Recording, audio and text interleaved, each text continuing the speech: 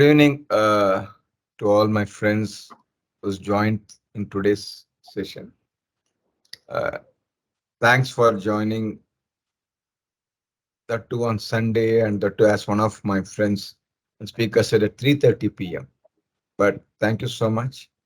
Yesterday we had a great session starting from Mukesh Bhutani and then followed by KR Grish panel session and then Bala's session as well, followed by Sriram Ranganathan and Sunil Dareshwar's moderation. Very well received. Uh, Today we are having two interesting panel discussions and then two guest sessions. Uh, I'll be moderating the first session on taxation of new technology cloud computing, followed by which we have session from N. Venkataraman, and then followed that we have a session by PVS, and then followed by a session by S. Ganesh. So all are very interesting sessions. Now let me go to the topic that what the next 1 hour we are going to hear about is taxation of new technology, artificial intelligence, cryptocurrency, and cloud computing. The way the business is being conducted has significantly undergone a change. Technology has taken over it, and technology plays a significant part in delivery of the business and changing of the business models. The way it is going around in the next 10 years, you don't need a human beings to do work from a place. You can just work from a robot, controlled and managed from outside India itself or outside the jurisdictions. The artificial intelligence, which is become part and parcel of the business, will start controlling the way the business is being conducted. If you go back to the taxation models, when service economy was getting replaced, the managed manufacturing economy, taxation laws on taxation of services as introduced, but still there are a lot of litigations on service fee, attribution of profits, preparatory and auxiliary services, so on and so forth. Then came the e-commerce play. Again, the business started, then the taxation rules followed the e-commerce. Still, there is a lot of litigation going around it. Still, there are a lot of disputes. Then came BIPS 1, where the government suggested, where the OECD suggested various measures to combat the tax evasion or the tax loss arising on account of digital commerce. The Indian government introduced with equalization levy. Now, the business, the way it is being conducted, and the technology that is bringing more changes has created more challenges. So therefore, this next one we are going to understand and we are going to see the changes, the challenge that is bringing to the taxation laws. So as a first session, I have Padam Kincha, who needs no introduction into the Bangalore or any tax crowd or tax professionals. I'm minimizing the time on introduction because Padam is a very well known. So therefore, I request Padam to give his what I would call a keynote address for 20 minutes, and then followed by a panel discussion with two of my good friends, Rohinton Sidhwa, whom I call an international tax wizard, who is a partner with Deloitte and who leads the international tax and global business tax. And we have Ajay Rotti, who is a well-known expert on international tax coming from Bangalore once again. So we have the panel discussion with them. As a first step, I would like to request Padam to speak about his opening remarks on taxation of technology. Over to you, Padam. Good afternoon. Sekar, Sunil, Rotti, thanks to you for inviting me. And my compliments to the people who are there on Sunday afternoon here. I'm sure with the two brilliant speakers following, they're going to get the money's worth. To that extent, therefore, it will be worthwhile for them to stay back on Sunday and possibly go home. And I'm sure to home back richer. Sekar has laid a foundation as to where are we progressing? What is it that is happening? To rephrase what Sekar said, that we are to make money. Wherever we make money, tax will follow. So these are going to be inevitable. How do we make money? That happens on the underpinning technology. That happens on the underpinning business models. They are changing today. When they are changing, the traditional concepts of tax, the principles on which taxation is based, these principles are under a threat today. When you talk about, therefore, the residence basis of taxation and the source basis of taxation, the business models and the technology today are causing a strain in having the traditional principles address each of the business models and the manner of making money. So when Sekar said, yes, we're talking about Web3, we're talking about metaverse, we're talking about artificial intelligence, we're talking about machine learning, we're talking about online gaming, we're talking about smart contract, we're talking about technology being the distributed ledger system, we're talking about the blockchain technology. So these are now coming into fore increasingly and influencing the way business is being transacted. What's happening therefore is all along we were concerned with what is the way in which the goods are produced, how is it that the goods are possessed, how and where they are consumed, how are you going to dispose of the goods concerned. These were the traditional concepts. And based on these traditional concepts, certain traditional principles had been developed. We had already discussed that to say either the residence basis of taxation or the source basis of taxation. But today we are concerned with too many newer concepts, the broadband networks, data centers, cloud computing, digital identity systems, connectivity factors, security, privacy, coming to also dignity of the human itself. These are now therefore leading to what is more popularly called as the fourth industrial revolution. What is the characteristic of this fourth industrial revolution? That the advances in technology are merging, are obliterating the difference between the physical world, the digital world, and the biological world. It's causing a lot of excitement to all of us because there's a huge promise where we are heading for. There are also potential threats that are also accompanying these developments, and therefore a balance has to be always seen and looked at as to how the promise and the threat are going to ultimately open out when we progress further and understand things. The speed, the breadth, the depth of change are now causing a rethink as to how the organizations should create value. And as organizations create value, countries also create wealth. How is it undergoing a change now? It also is asking a fundamental question what it means to be human itself. That's becoming extremely interesting and important today. That the way we're looking at the technology, the business models today, are causing a case where the traditional principles are not being adequate enough because in terms of the classifications of income, in terms of identification of income, in terms of nexus of income, in terms of allocation of the taxing rights, in terms of the quantification of taxing rights, we will have an occasion to understand this with two possible broad components today being cloud computing and crypto.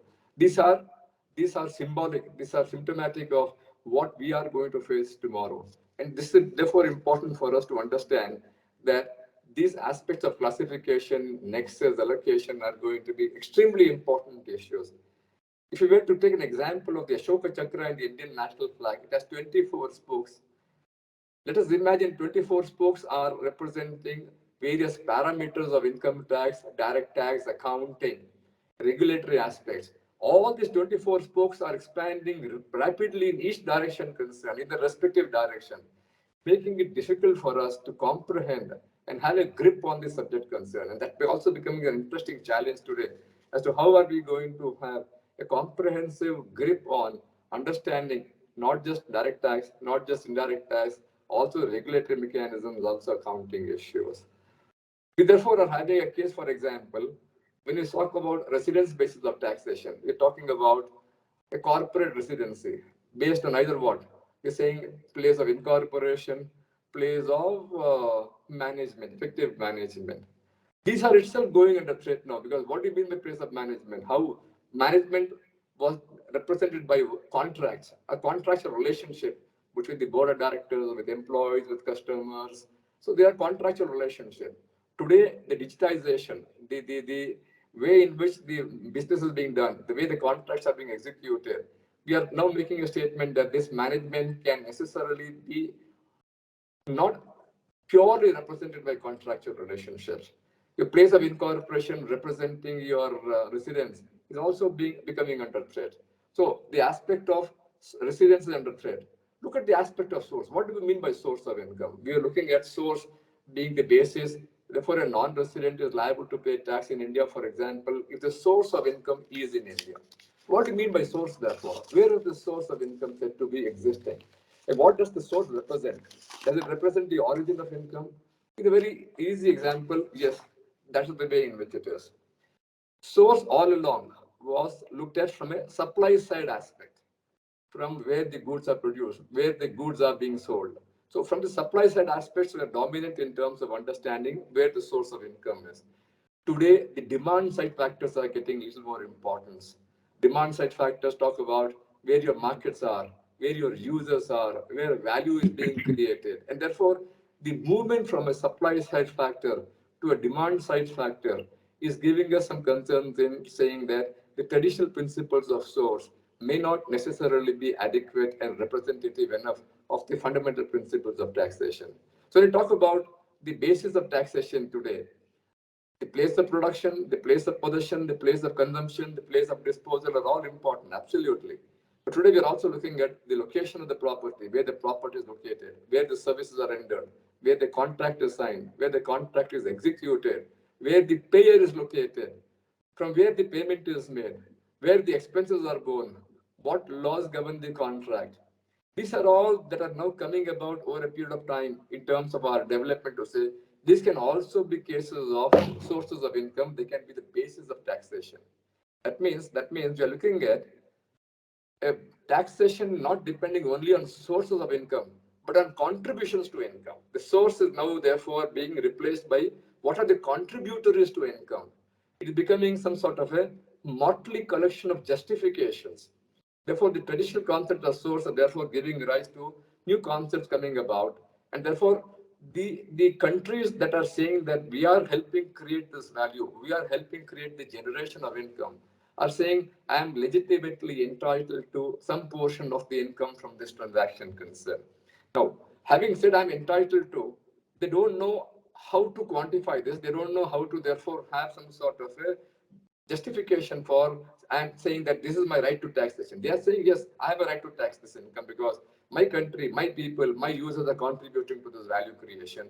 Therefore, the contributing factors are therefore empowering the government's concern to say, I have a right of taxing. This gives rise to basis of taxation to say, I will have some sort of a withholding tax, I will have some sort of a significant economic presence coming in, I will have some sort of an equalization levy coming in.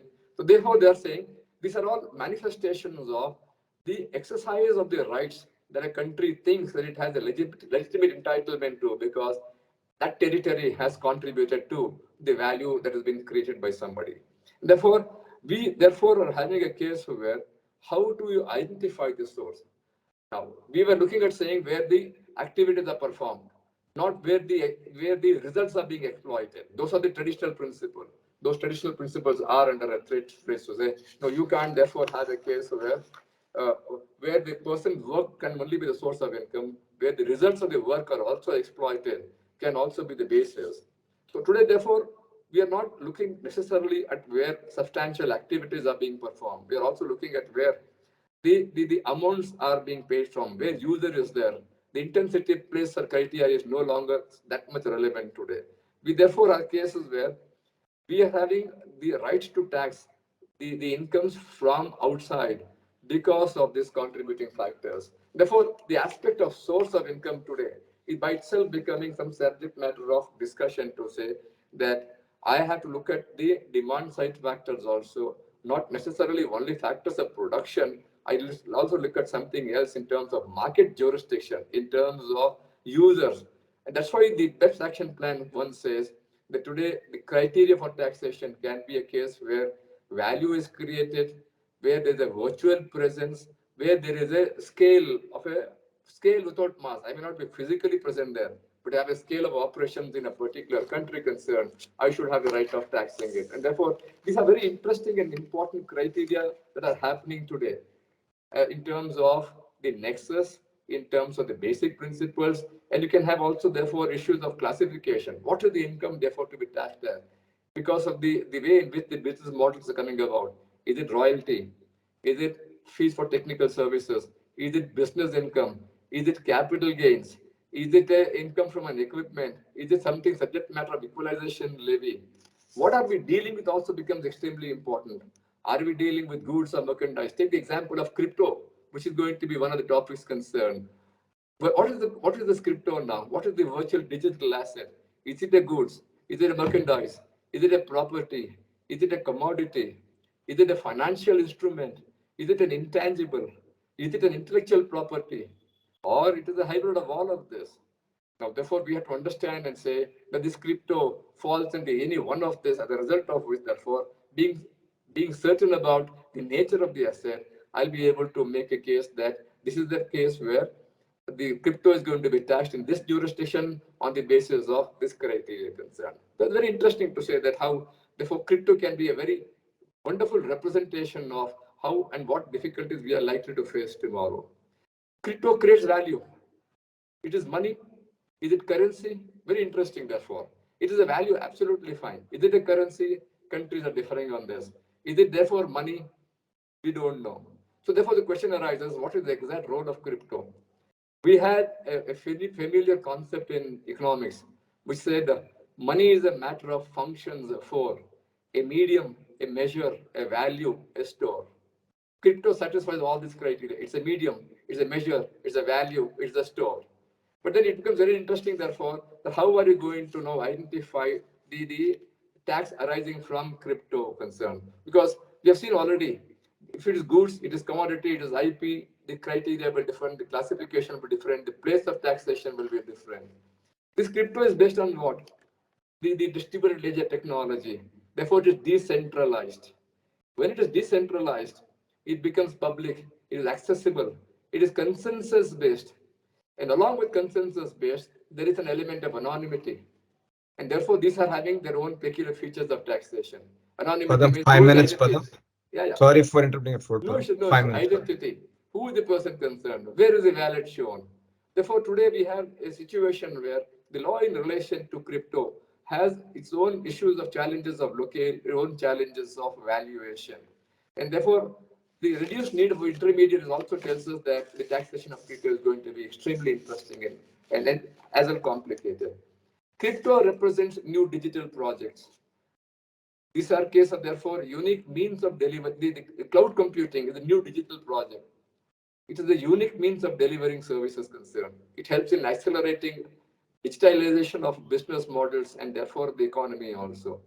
Therefore, we are having the aspect of cloud computing doesn't have traditional counterparts of taxation. You can't therefore say under the law today, this is the model is being taxed. Therefore, I'm going to copy that model for the reason that this is a mixture of technology, mixture of software, mixture of services, and therefore it has its own challenges in terms of characterization.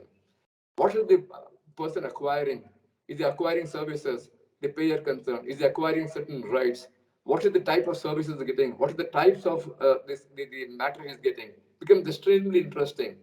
Is it a mass market cloud service or is it a bespoke cloud relationship?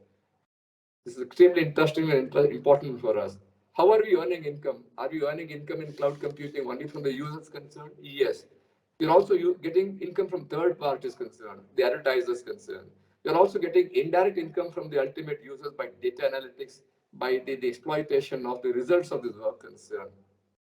So this cloud computing, therefore, is going to give rise to whether it is goods, whether it's services, whether it's IP, it is equipment, and therefore the logical questions also would be whether there is royalty, whether there is FTS, whether there is capital gains, or whether it's pure business income. And depending on these classifications concerned, we will have our own ways of having tax implications involved. And therefore, the sum and substance of these challenges would be that what are you looking at therefore?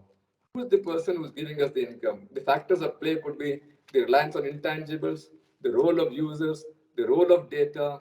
Are you going to therefore have taxing rates based on revenue-based factors, digital-based factors, user-based factors? How are we therefore going to have this? Is a case where we are going to have some sort of a wonderful discussion that follows.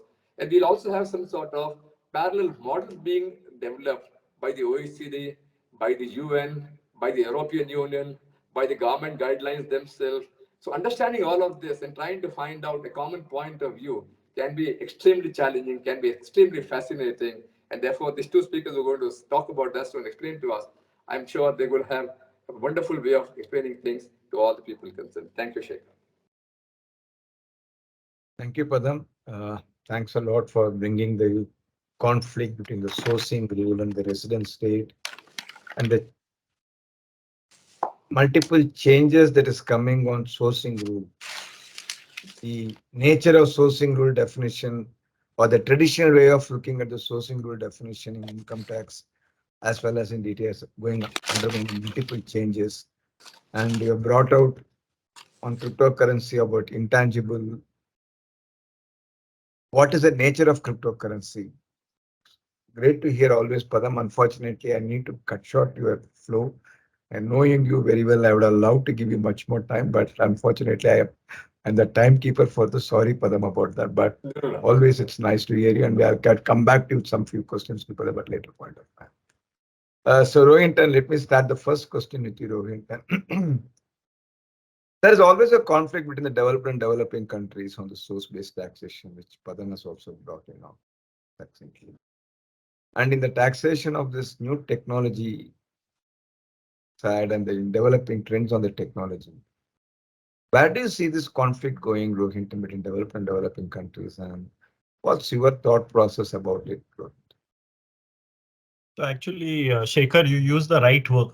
It's conflict. So incidentally, 2023 is the 10-year anniversary of the BEPS project. Remember, it started in 2013. So we've been debating BEPS from the last 10 years. Now you would probably say that, Rohinton, we finished BEPS 1.0 and we started BEPS 2.0. So it's really BEPS 2.0 which we are debating, but even BEPS 2.0 started somewhere in 2019 and it's now been 4 years. Jan 2019, I remember, was the Pillar 1, Pillar 2 update that was sent out. And I remember at that time, in our discussions with the Indian Tax Authority, they were jubilant.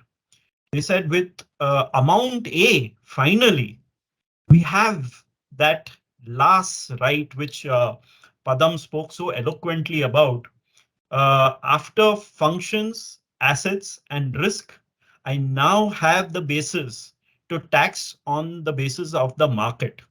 And consequently, they were really happy about the way Pillar 1 and Pillar 2, the original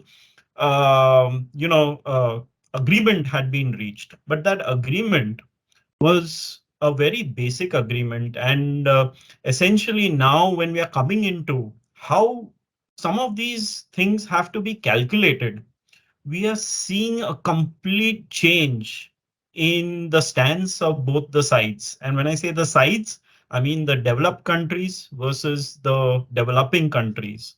The developing countries were always hopeful that a significant amount of revenue would suddenly be unlocked after this classification of market coming into vogue, and the developed countries are only willing to part with a small portion of what they believe should be the fair share that ought to go out from them.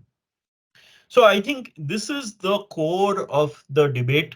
And I don't think at this point of time, if you see even the release given on Pillar 2, they still said there are many things yet to be finalized, and they put it there was small disagreements, etc., which needed to be finalized. But even in Pillar 2, there are, to my mind, some serious differences between the developed and the developing countries. And it's going to result in some sort of compromise formula which will need to be reached if this is to see the light of day. And when I look at compromise, uh, there were some very worrying reports in the press that I had read once, that the IMF was arm twisting Sri Lanka not to impose any digital service tax at a time when they were approving their loan. So you can see the pressure that is coming from the developed countries. They hate DST. At the same time, they're quickly realizing that a DST may be fait accompli given the uncertainty on the way Pillar 1 is evolving. So, in fact, in July, the tax administration in the United States actually approved an amendment in the definition of what is income tax. As you know, income tax is defined under the US domestic law, section 901 to 903, and it's only income taxes that can be credited as a foreign tax. Uh, Obviously, it didn't cover DST, but now, because of the change in some of the language, they are looking at potentially making DST a creditable tax in the United States.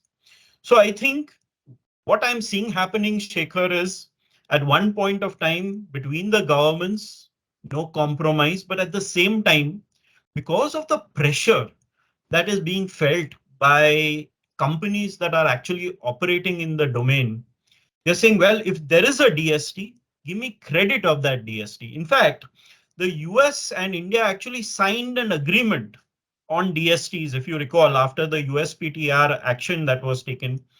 They actually said that once Pillar 1 and Pillar 2 is signed off, whatever taxes that have been deducted effective 1 April 2023 will become creditable taxes in the future.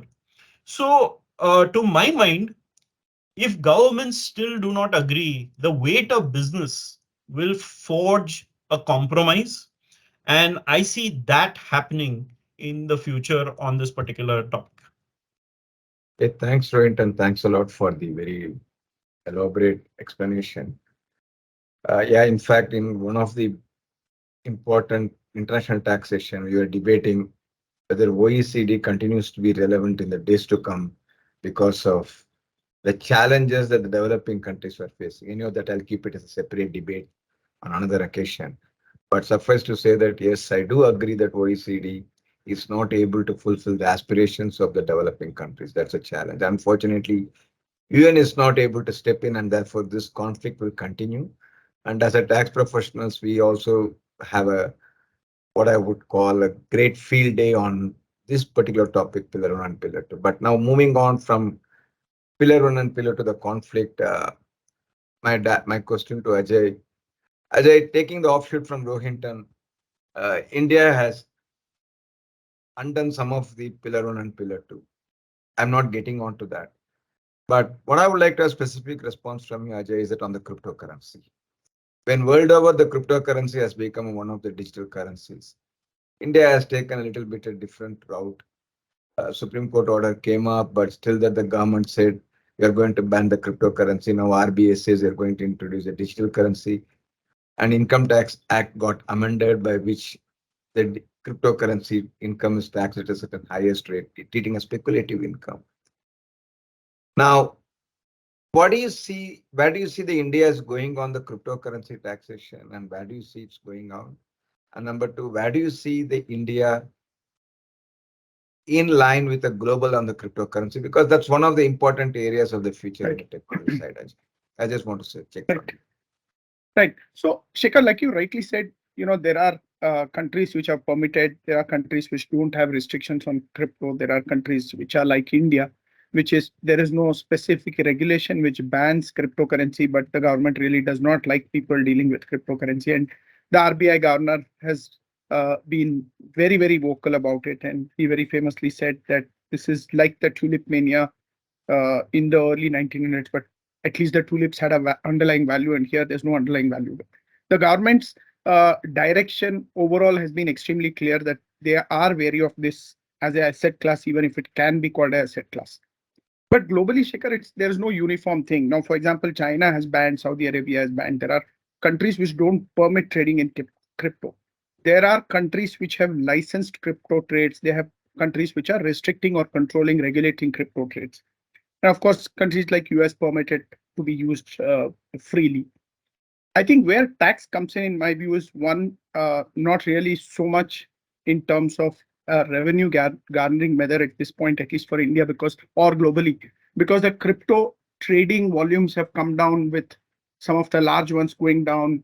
The huge volatility with the biggest one, the Bitcoin trading one third the value what it was even a year or so back. So I don't think it's more on revenue measures. I think in most countries, including India, tax is being used as a tool to control, regulate where they want to.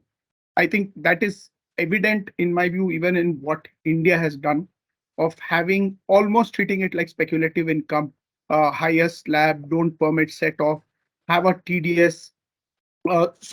I think that taxation policy per se, I don't think is being driven purely by revenue considerations. I think it's also being driven on more like a sin tax, whether you want to permit cryptos or not. I think we'll have to wait and see where this is going to end. But I see it as the asset class itself, like the NFTs have gone down significantly, crypto itself could go down. What India interestingly has done is not brought in these tax measures only for cryptocurrency. They have widened the definition and brought it in for a virtual digital asset, which covers a variety of things. And I think it's important to have a stable policy there for not because of Bitcoin or any of these things that are happening, but really globally, even central banks, including our central bank, RBI, has been talking of digital currencies and virtual digital assets created by the central bank. Therefore, having those taxation policies is important. I don't know if they will continue with a policy of taxing it at 30% higher slab, no set off, and things like that after it becomes a central bank currency. At this point, it could be to weed out speculation, it could be to control money laundering, because we've read enough and more. There was a huge drug bust in Bangalore where the trading and the payments were happening in crypto, and the police actually said we were not able to track the money. Otherwise, it would have been easier to trail the money and catch some of these people. So there is national security, there is speculation, multiple aspects and multiple moving pieces. I don't think this is going to be a pure revenue-driven, tax principle-driven taxation policy. Thank you, Ajay. Absolutely. In fact, your point on India trade, not just cryptocurrency, but bring a VDA, virtual digital asset, and bring in the TDS, is moving in a direction to control the cryptocurrency, not with a revenue measure, which I do agree 100%. But it opened up certain taxation challenges, which will take it at later point of time. But moving out of that, and I'm going back to Rohinton, coming to very specific India, taking that India Q, what it has done, like bringing equalization. Like originally, it was B2B, then it was gone to B2C, and then now BDA. Do you think, Rohinton, this sort of a unilateral measures by developing countries like India, is it in the right direction? And number two, will it address the base erosion of the developing countries? So, Shekhar, to answer that question, is it in the right direction? From the Indian perspective, it is absolutely in the right direction because it's meant to actually put pressure on the for a consensus. So India has signed on for a global consensus, but in order to keep the pressure alive, that a consensus is necessarily desirable. I think the fact that countries, and not just India, but a variety of other Western nations as well, resorting to measures like a digital service tax is meant to actually keep the pressure in the system. But I think the ultimate test of everything will be in our ability to actually implement uh, the final Pillar 2 guidelines, especially the STTR. Now, as you know, there are three R's in Pillar 2. Not to belittle the first two, the IIR and the UTPR. The IIR is a rule that allows a headquarter company to recapture income which is hitherto not being taxed by one of the jurisdictions that it operates in, and consequently, it's a right given to the headquarter country. Generally, the IIR will always be utilized by the headquarter country unless the headquarter country is in a tax haven. The UTPR, on the other hand, is a backstop rule which makes sure that the country in which operations are being carried out, where there is entity where the actual operations is having, if the IIR is not implemented, then the country in which operations are being carried out can implement a backstop UTPR.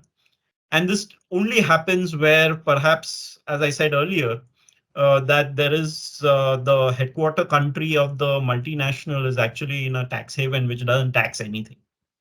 But the real thing that probably our Indian tax authorities are looking forward to is the subject to tax rule, which is the STTR. Now, the STTR is the rule which will ensure that you can override treaty benefits in case the neighboring jurisdiction to which a payment is being made is taxed at a lower rate of tax, 15%.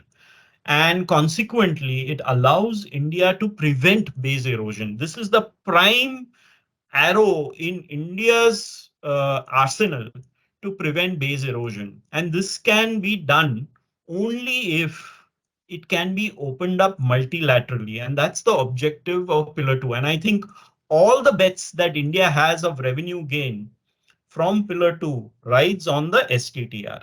Now, the STTR, currently the rate negotiated, they're saying is going to be around 9%, but we don't know what will finally be the ultimate rate. But assuming no consensus comes about as part of Pillar 2, the chances that I foresee is that India or other countries, such as India, may openly uh, put a rule which bypasses Section 90 of the Income Tax Act and impose an STTR on certain base erosion type of payments. Because the developing countries actually feel this is something that really impacts them the most. And consequently, they are the ones who are really pushing to ensure consensus on this. So if you see the statement of the OECD when they rolled out Pillar 2, they said consensus still is evading them on certain things. I am betting that the consensus is evading them on STTR. Also, the question remains as to what will STTR apply on? Will it just apply on things like, say, dividend? Or will it apply on different heads of income, capital gains, and most important, income on services? So I think this is the key to everything that is now coming to some sort of conclusion, Shekhar, as and when that happens. But I'm pretty sure the pressure is now immense for ensuring final settlement on this. Can an STTR rule actually come to pass and can it get implemented by a multilateral document? I think all developing countries would be pushing strongly for this. Thank you, Rohinton. Before I ask next question to Ajay, I welcome Mr. N. Venkataraman, Additional Solicitor General of India, for part of this. And we hope to hear from him at 4:30 after the session. Thank you, sir, for joining today's session and welcome you, sir, for this. Ajay, I moving on to you. What Rohinton left it, I just take it to you about the domestic tax issue of each developing country, and India may bypass. And this is one of the significant challenges for the countries like India, because your attribution of profits under Article 7 never kept anything to India, because a separate entity approach, what you get is a cost plus. And the market-based approach, unfortunately, the developed countries, US countries are not accepting the market-based approach.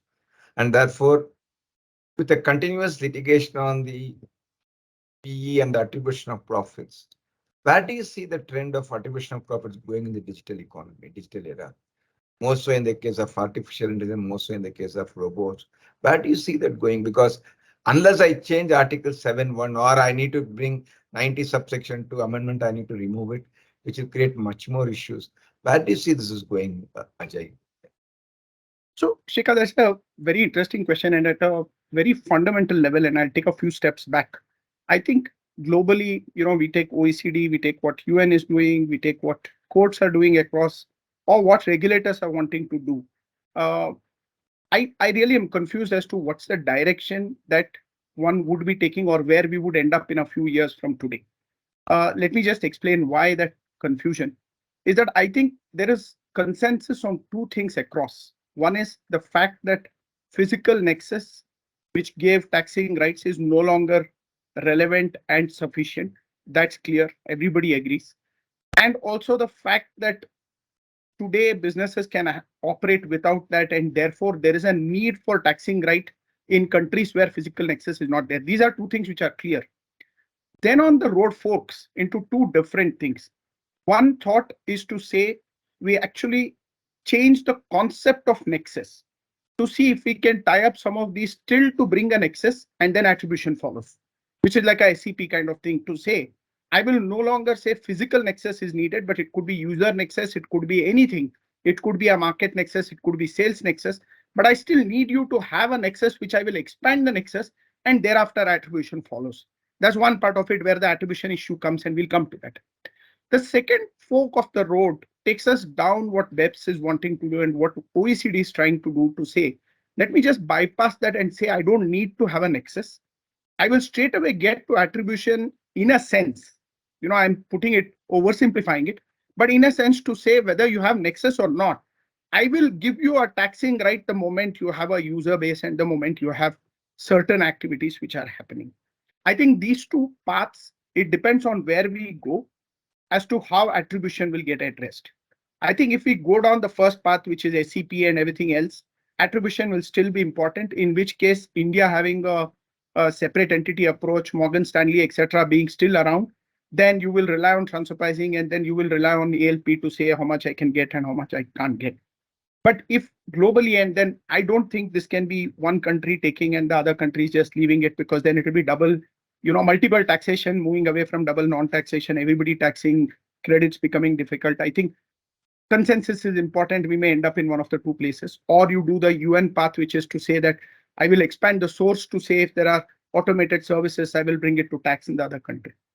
If we go down the OECD path and then we move into a mathematical model of just giving taxing right, then attribution, in my view, does not really become that important, because you've already got a taxing right with a quantum being determined. I think that's where we will be on whether attribution is important or not. Somewhere our thoughts at this point is jumbled up. And personally, as an Indian, I'm okay with that, because we are keeping our options open. We have our CP in domestic law. Should something happen, we are participating in OECD Pillar 1, Pillar 2, and if we get a taxing right there. And if we don't, then our domestic law today has SCP, then we have all the attribution problems that will come along with that, because after SCP, after there's a business connection, we will need to attribute profits. Thanks, Ajay. It leaves me with few thoughts before I jump into you and Rohinton once again. The entire concept of physical presence or relevant for permanent establishment will get replaced over a period of time through a digital nexus. And Indian domestic law has got a significant economic presence, which creates some sort of a P under domestic tax law. But unfortunately, my definition of Article 5 permanent is still under the old law. So I need to find how I need to bring that into Article 5, consequent to Article 7. It leaves from the next question to which I would like to have a views from both you and Rohinton. India has entered into MLIs with a lot of countries, and one of the important BEPS one project is MLIs. As MLIs is trying to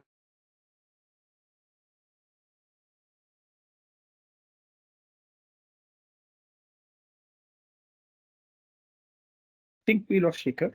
Yeah, I think we lost Shekhar.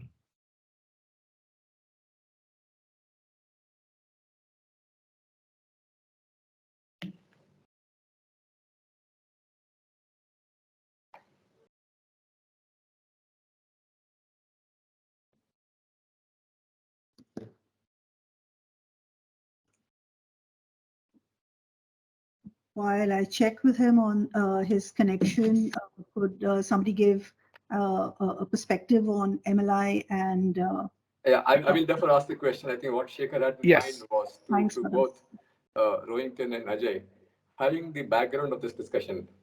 Uh, we are looking at the various measures of resolving this issue.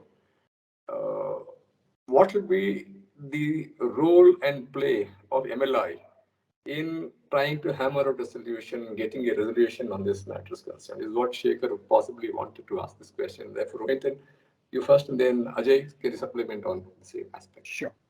So thanks, Padam. So I think the role of the MLI is critical in hammering out first creating that taxing right, which is the objective of Pillar 1 to create this Yeah. amount A. The second is the allocation of that taxing right. How much of that amount A can be allocated and in what proportion will it be allocated? And that is the core thing that needs to feature in an MLI. Pending that, India cannot proceed other than imposing the DST or other measures that it has taken. It cannot proceed with actually imposing a tax on the theoretical, as of now, amounting. So that's my view. Over to you, Ajay. Thanks, Rohinton. I think I completely agree with the point Rohinton made, and just 2 points on top of that. One is again fundamentally as to what MLI is. In my personal view, while it's called a MLI, according to me, it's a quasi multilateral instrument. It's not a bilateral, but it's not a in that sense technically a multilateral because there's still a bit of bilateralism required. Now, for example, if you take the current situation, Mauritius does not cover us as a covered tax agreement, then it really does not become a multilateral instrument, though both of us have actually technically signed the MLI. Nor in a situation like US where they don't sign the MLI, then you don't get in. So therefore, even though it's multilateral, there's a bit of bilateralism. There's a bit of again each country wanting to take a call, reservations, etc. I'll not get into those technicals. Therefore, MLI by itself may not completely solve. It's a better situation than bilateral to renegotiate so many treaties, but it does not really become something that you just agree and then 130 countries every treaty changes. It does not. That's first. And second, I personally again I go back to the earlier point I made, which is still a bit of two views on how we wanted to bring this nexus, tax it, allocate, etc. Maybe did the MLI miss a trick by not including or expanding the definition of permanent establishment and bringing in a digital nexus in there while we were doing this. But probably they didn't do that because they have anyway moved away from that to say a physical nexus or a nexus is not needed and I'll give you a taxing right otherwise as well. But maybe if the MLI had that, it could have solved a few other things in my personal view. But of course, it comes with its own set of challenges. So 2 points on whether MLI will solve. One is it still needs different countries to sign up. It does not become automatic. And second, maybe there were few more things that could have been done to make it a lot more effective and give teeth, specifically on the points that Rohinton made on India and other developing countries needing the taxing right on some of these new businesses. Thanks, Ajay. Thanks, Rohinton. Before I give my concluding remarks, I have my final question to Padam. Padam, you started with your opening remarks on the sourcing right. Next.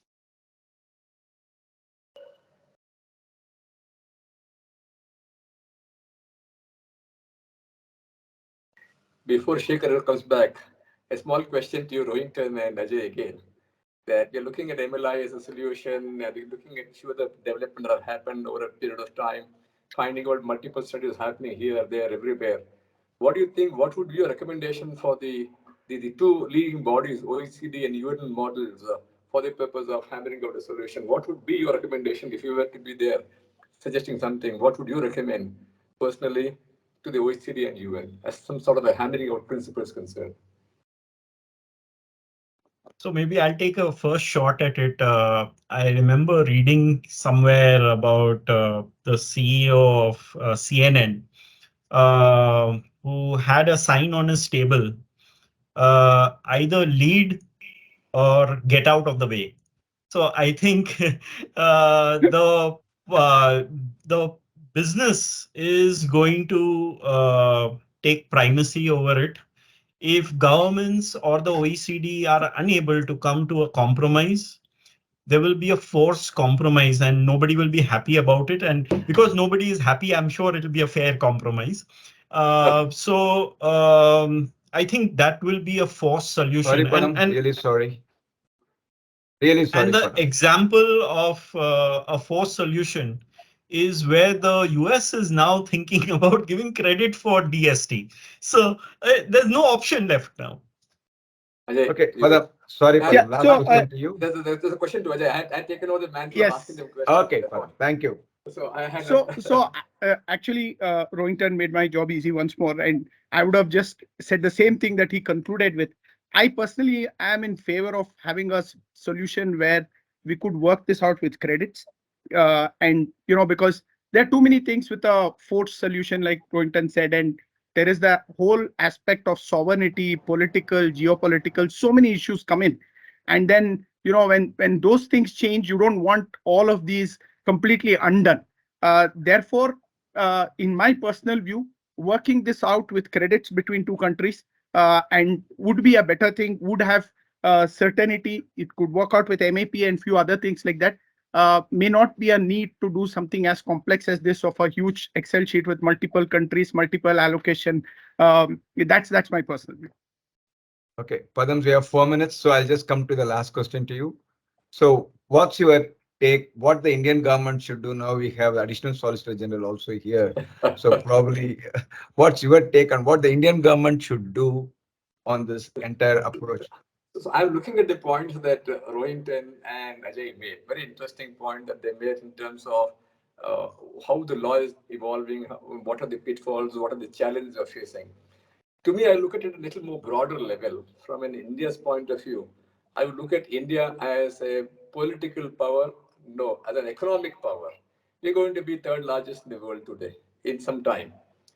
We are also looking at a case where our strength is in the service.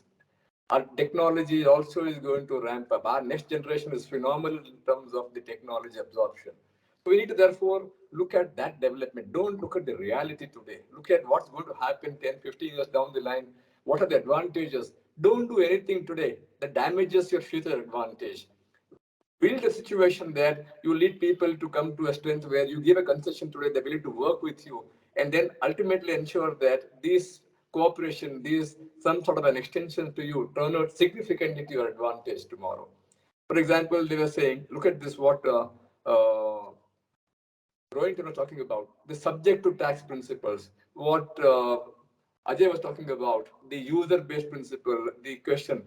We should have a situation where these types do not give rise to multiple taxations, where the amount of tax you're going to suffer can exceed the normal aggregate tax that you are levying at a particular country concern. Extremely important that you don't have multiple taxations there. You need to ensure that the system you're developing is having some sort of a trust, having some sort of an economic efficiency. It's extremely important. Don't look at tax only as a background. Look at investment as an objective. Look at growth as an objective. Those are extremely critical for me in terms of where India is being placed. Don't say we are naturally advantaged, we are going to grow. Let me levy my taxes. No. Let us therefore convert this into not just 7% growth, can it go to 8% growth, 8.5% growth, because I'm able to encourage more investments coming and able to encourage more confidence in the system coming about. Extremely important for me that we therefore go about it. What's happening in my frame, the way I could pick up the traits from what they are having, what this other speaker said. We are knowing that reforms have to be done, changes have to be brought about. We don't know how to go about it. That's the problem today. We don't know how to go about it. We are therefore looking at multiple options available. In this problem, therefore, we need to also look at our underground realities. What do I look at? I need to look at the compliance burden from the point of the corporates. I have to look at administration burden from the point of view of the government. Are they capable of handling this STTR or IRR or all the ratios concerned? Are we able to have complex concepts like GAR coming about? How do we handle them? So the capacity building, the training, the compliance, is extremely important. And today, the government cannot say, in my opinion, that they are competent enough because the development is so fast, so furious. You necessarily have to therefore engage with the industry. Please engage with the industry. Please engage with the expert. Please engage with the academia to see that therefore the government gets the inputs where we have principle-based solution. I don't want in terms of there's not a battle of I have won in tax. I have got a good amount of collection from tax. This is not a battle of financial victories in terms of tax collection. To me, it's a larger battle of saying that Are we going to have laws that are easily administrable, that are going to have simplicity in terms of it, in terms of basic principles coming about? And we possibly have to wait, because our experience on equalization levy, our experience on the battle between the recommendations and the actual actions are not inspiring too much of confidence. The government should work, therefore, in ensuring that they build the trust and repose and confidence of the public concerned, the industry, the taxpayers concerned, and therefore frame a policy which will serve us in good stead in the wonderful growth phase ahead for us for the next 20 years. We should therefore occupy the pride of place in the nation, in the committee of nations that we are occupying, and therefore tax can be a significant instrument in that direction. That's the way I have to say. Thank you. Thank you, Padam. It was phenomenal response. Before I hand it over to Tapti, requesting N. Venkatram, my good friend, to speak, I just give my few cents on my concluding remarks. Number one, the entire taxation now has crossed the frontiers of India. It is at global level. And India, being one of the most important economies, needs to address its core issue of confidence building measures on tax administrations. And that is where the India as a system has failed globally. The amount of tax disputes, the issues that we are facing on transfer pricing still not resolved. All these issues do not inspire confidence for the global investment. And the first thing that India should do is to set its house, the particular tax administration, in order. That's number one. Number two, while the attribution of profits and digital economy is going to be significantly important for India. Unfortunately, the global bodies like OECD has completely failed developing countries like India, and UN is not helping the cause of the developing countries. And India should take a lead in creating a parallel body like WTO, like World Tax Administrators. Being India should take a lead, because we have started this OECD. In fact, for example, the service economy, service fee issue started in 1992, still hogging for last 25 years. Permanent establishment duty equipment still hogging the courts. E-commerce still not at result, and we are moving from e-commerce to m-commerce, from m-commerce to digital economy. I'm not so sure whether the OECD BEPS project will see the light of the day, whether it is 1.0 or 2.0. In my view, the OECD has failed the developing countries, and UN is not in a push to help the developing countries. And therefore, a country like India should take a lead in creating a unique body like WTO, which would help the developing countries and which would address all the challenges. And the last but not the least, the tax administrators globally are coming into a more exchange of information arena, and therefore it is important that right kind of compliances and right kind of methodology should be devised so that the disputes will become minimal for the organization to run the business. With these three my closing comments, I thank Padam, Rohinton, and Ajay for taking the time on Sunday evening and sharing their valuable insights. Thank you, thanks a lot. And I hand it over to Tapti. And on behalf of Bangalore Chamber of Industry and Thanks. Commerce, I welcome Thanks, N. Shekhar. Thanks. Venkatram. Thank Thanks, you, Shekhar. Padam. Thank you, Ajay. Thanks a lot, Thanks, Rohinton. sir. And greetings to Thanks, Shekhar. Venkataraman. Thanks, Sekar. Greetings to Thank you. Venkataraman. Bye-bye. Thank you. And on behalf of Bangalore Chamber, I welcome my dear friend N. Venkatram, Additional Solicitor General, whom I know last for 25 years, more than 2 decades. Silver Jubilee celebrates that me and he can do that, for agreeing to come and speak with us on Sunday evening. Back to you, Tapti. Yeah, Shekhar. 1 second. Tapti. Uh,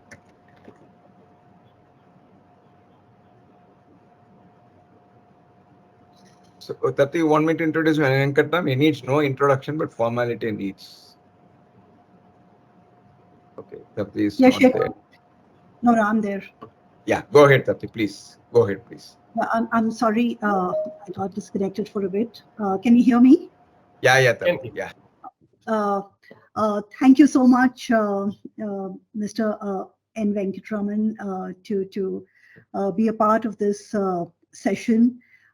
You've always been a huge supporter for BCIC, and any invite has always received a positive response. A quick introduction, which of course is not required for a session at BCIC, but to follow due process.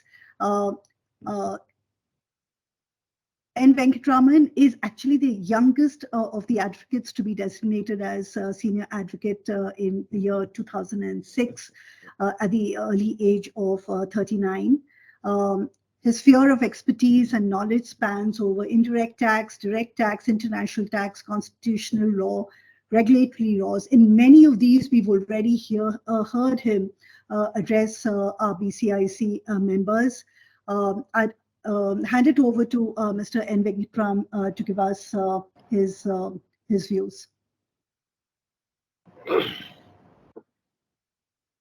Sharada Sharadamboja Vadana Vadanambujai Sarvata Sarvata Smakam Salvitum Kriya.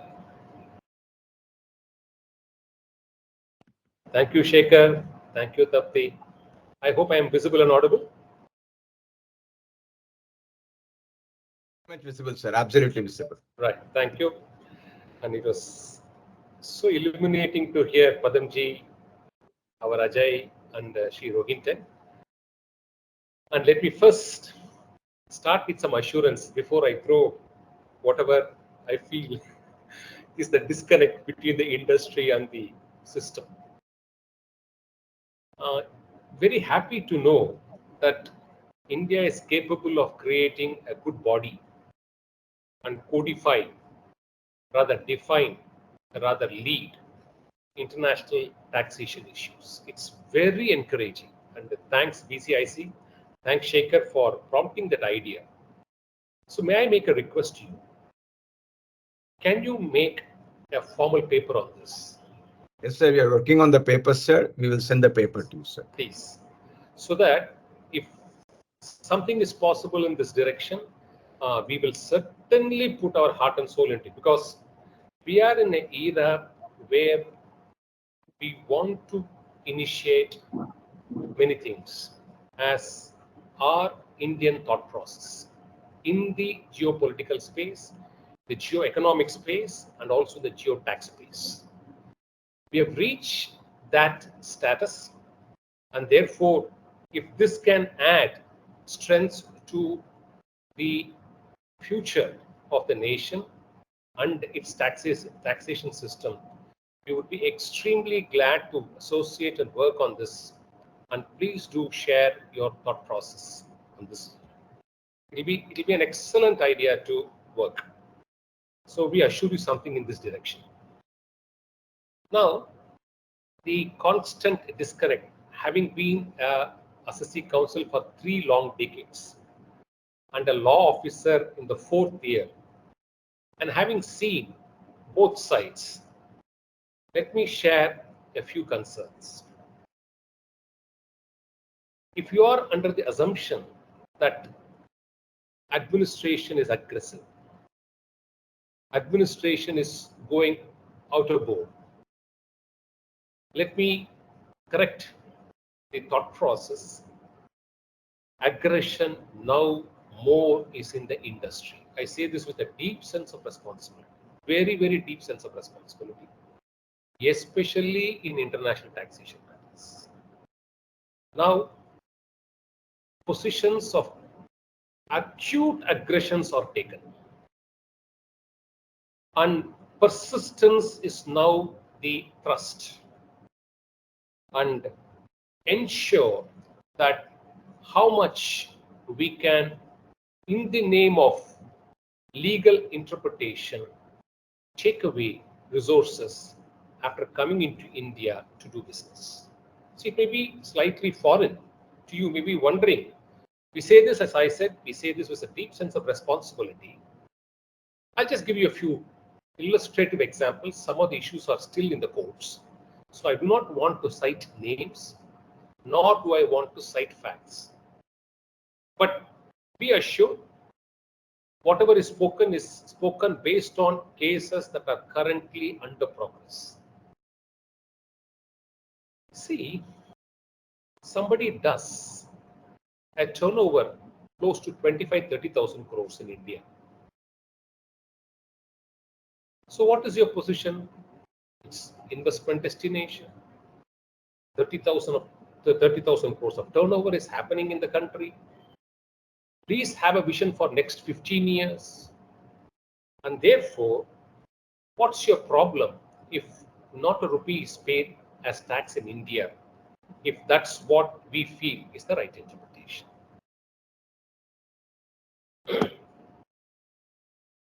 Please understand, I'm concerned about, look at this. I'll give you an example. An issue is fought in one of the high courts. And in spite of 11 long hearings, the issue still remains part heard.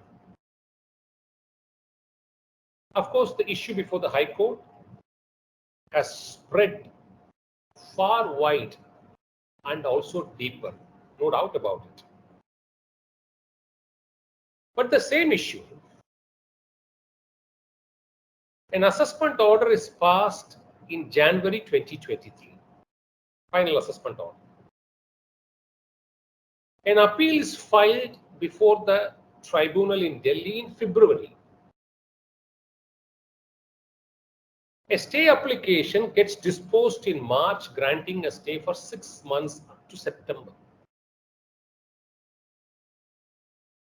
A paper book is filed on 26th April. Hearing gets listed on 3rd May. And the DR says it's all completely moving too fast. I've just received my bundle. I need time. Orders get reserved without hearing. Written submissions are filed post-hearing, post-reservation of orders. We have seen, even as a global practice, whether it's international arbitration or whether it's a case in a foreign court, you do file submissions first, allowing the judges to read, allowing the opposite party to read, allowing you to comment, and then you can possibly, it will be more of a question answer session. Matters may get wrapped up very quickly. All these possibilities are quite distinct.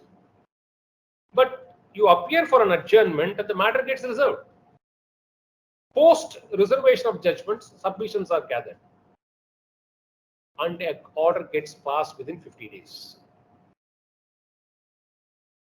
Same issue, of course, with more deeper penetration and slightly extended in other areas, is being contested by the same parties hotly, and 11 hearings are still not concluded before the High Court, before a division bench.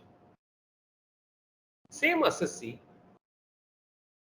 gets matters done, getting orders reserved, serving paper book in less than 6 days, and an order gets passed. Now, cases of this nature, I just want to know from the industry. Bangalore is a very, very vibrant place for international taxation. How do you deal with it? Does it not concern all of us in terms of evolving judicial jurisprudence? Is it a fact then? Are we to now conclude? So, Delhi ITAT has no work. It's simply free. So, any assessee who files matters can wrap it up in one hearing, and orders on there from the date of filing within 4 to 5 months will get adjudicated. Is that the state in that place?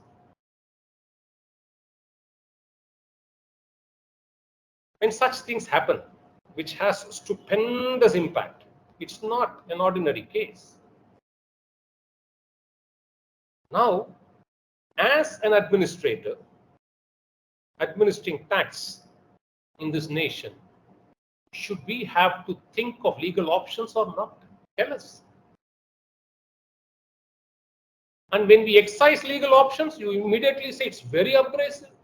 It's very aggressive, standard formats. Why, when, how, what, nature, subject. So classifying it as black and white, I think we should give up that idea. Because if you say administration is not that friendly, let me also say industry is also not that friendly anymore. How to save, how much to save, where not to pay, how not to pay, rather than what's the law, how should we be compliant? 20 years back, it was an era of compliance. And you had belligerence, no doubt about it. The reverse is, now there is belligerence and we insist for compliance, then we are called as aggressive matters are dealt with great aggression. So it's not that simple, especially in international taxation matters. So this is something which we are not going to take it lightly. And if you expect that these should be meted out with absolute justice, absolute extended harm, absolute benevolence, it would be a case of misplaced sympathy. And it will completely give a wrong direction in tax administration. So this is one. The second aspect, when it comes to treaty interpretation, all of us are awaiting one of the important judgments of the Supreme Court on treaty interpretation. It's bound to get delivered definitely before 18th October 2023 for the reason the learned senior judge who led the bench and heard it, an erudite scholar of the Supreme Court, is retiring. And therefore, we will reserve our time and resource to talk about it as and when the judgment gets delivered. But what is important is, when it comes to interpretation of a treaty, all of you are so well aware there is a huge difference between judicial interpretation and judicial diplomacy. The distinction is quite stark. There is no overlap at all. Treaties are always a negotiating aspect for the executive initially. Treaties always get negotiated. And the more powerful will certainly have a better takeaway out of it. So treaties which were drawn 20 years back, 25 years back, with certain countries, with the same language, same texture, at which point of time India was only a receiving capital. Now, post 25 years, I wouldn't say strongly that the situation has reversed, maybe in few cases, yes. But if the situation is turning differently from an economic perspective, from a commercial perspective, from a bargain perspective, how do you deal treaty interpretation? Let's understand how has the world been dealing treaty interpretation in the past when they had the power to bargain. See, we don't have to be inventing ourselves in greater fairness, in greater justice, and greater responsibility than what the world has been showing us the path for the last 3 decades. So, interpretation of a treaty is not mere case of judicial interpretation, it's a case of judicial diplomacy. If it is a case of judicial diplomacy, what's the first ground rule of diplomacy? Whether it is executive diplomacy or political diplomacy, the first ground rule of diplomacy is secure your interest first. And in the process, if you can also secure the interest of others, which does not mar your interest or interfere your interest, there's nothing wrong in extending an arm there. This is the bottom line science of diplomacy. So, when nations, when international bodies for the last 25-30 years have resorted to judicial diplomatic interpretation, when India resorts to that theme, why should there be a strong protest for it instead of supporting it? I want all of you to mull over these aspects because we are talking it from the administrative perspective. When you are in a better position to negotiate, better position to bargain, is it unkind? Is it uncharitable if you resort to the same tool called judicial diplomatic interpretation, which goes in your favor? And remember, advanced nations, developed nations, highly developing nations all work in one sync. Political administration, executive governance, and judicial thought process, even though we are all as democratic nations, we are governed by the thought process called separation of powers. It's a constitutional doctrine. It's an essential feature, basic structure of any democratic nation. But in reality, overlap cannot be avoided. In reality, convergence cannot be ruled out. You can't, we have several EOI schemes. A nation argues before a court, look here, I have given up my right of secrecy through a clause. I've given up, yielded to you. In 7 days, I will give it to you. Therefore, this court has to interpret this clause in that manner because it was a give and take. So we put it to the court, all right, you say in 7 days you will give it. And we cite examples, even after 3.5 years, we have not got a scrap of paper. So you must also know the other side. It's always, I'm happy we are invited to voice our views in such forums. So you say this amendment as we have given this up to get something else. So having given this up, you should give this to us, is the point. But the demonstrable evidence says, even after 3.5 years, not a single paper comes out of that country. Because your hierarchical system is so complex, so confusing, that papers can't come out of that nation. So in reality, what is therefore the net result? So when a particular nation plays the tone of judicial diplomacy, should Indian tax administration and courts play judicial interpretation? Why? Why? See, you're all intellectuals, and therefore I'm sharing all this for you to think. There will be plural views. I'm not saying this view is right. That I'm not taking any particular view at this point of time.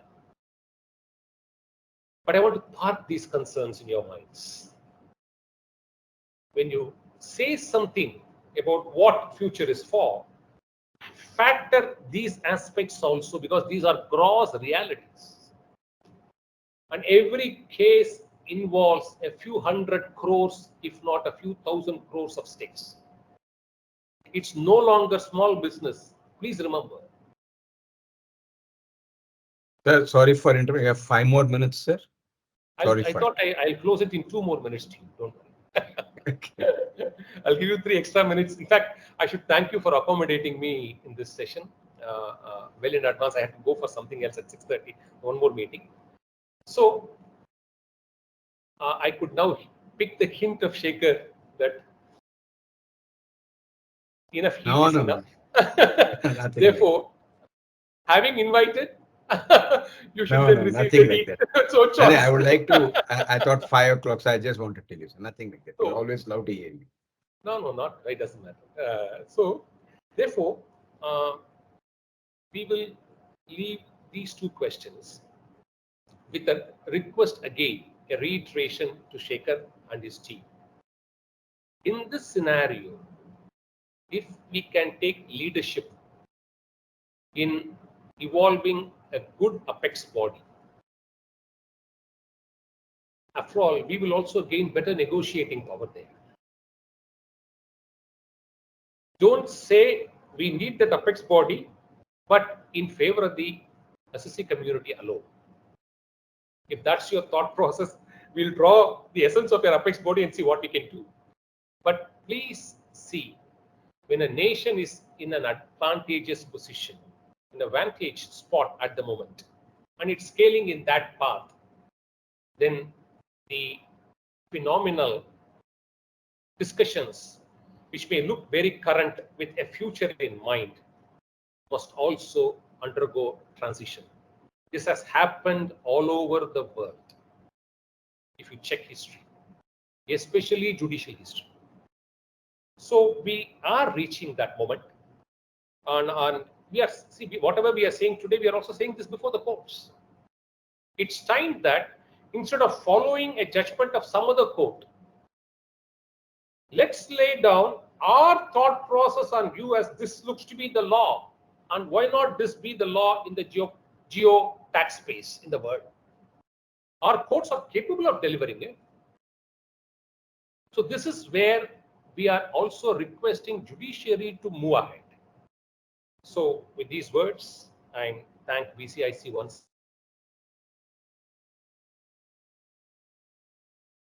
to be very comfortable with. And if in case you need to ask a couple of questions within these 3 minutes, I'm ready to take. Otherwise, thanks a lot for this wonderful opportunity. Thanks to my Guru BVS, thanks to my good friend and person who has encouraged me a lot in life, Sekar. Both the teacher and the friend, seeing both of them on the screen is indeed a pleasure. Seek your best wishes and blessings. Thanks a lot for this wonderful. Thanks a lot, sir. Thank you, sir. Thanks, Rupa. So let me just give two sense to you. Let me get two perspectives. So number one, the way we are talking about India as a body, lead body, not just from the taxpayer side or from the administrator side, it is from the country perspective. That's What we are seeing is that India has got a significant challenges on international tax, and that's the reason we believe the future belongs to India. The economy belongs to India. In the next decade, as Padam closed in his last session, we should not look tax as the only way. We should look to move up our economy.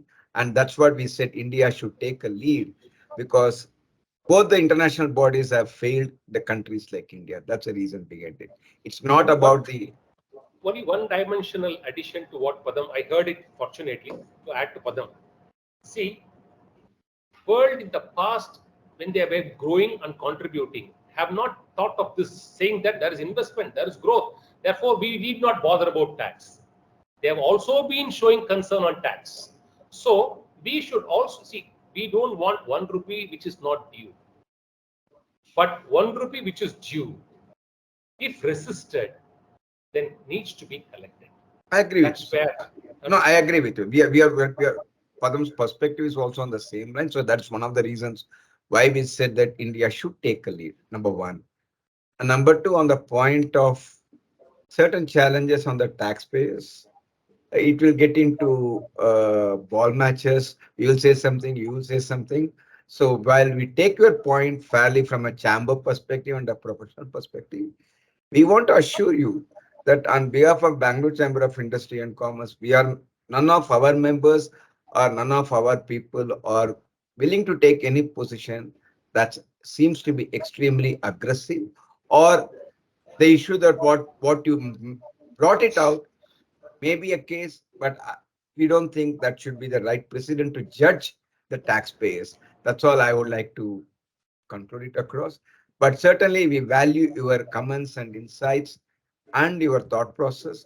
And we are very keen to make sure that the taxpayers and the tax administrators work together not just for the collection of revenue, for the betterment of peaceful coexistence within the taxpayer and the taxer. That's all we would like to pray, sir. Thank you so much once again, and thanks a lot for your inputs. Thank you so much, sir. Thank It's you a to all of you. pleasure. And certainly we are working on the paper and we'll share with you in the days to come. Please. We'll do our very best in that. Yeah, sure. Thank you, sir. Thank you. Thank you so much. Now we are going to the next session chaired by PVS on transfer pricing trends. We have two speaker panelists, Eric Mehta, partner PricewaterhouseCoopers, and Shubho Sen, partner Deloitte.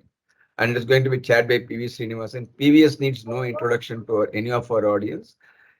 He has been a pillar of strength for Bangalore Chamber of Industry and Commerce on all the tax matters.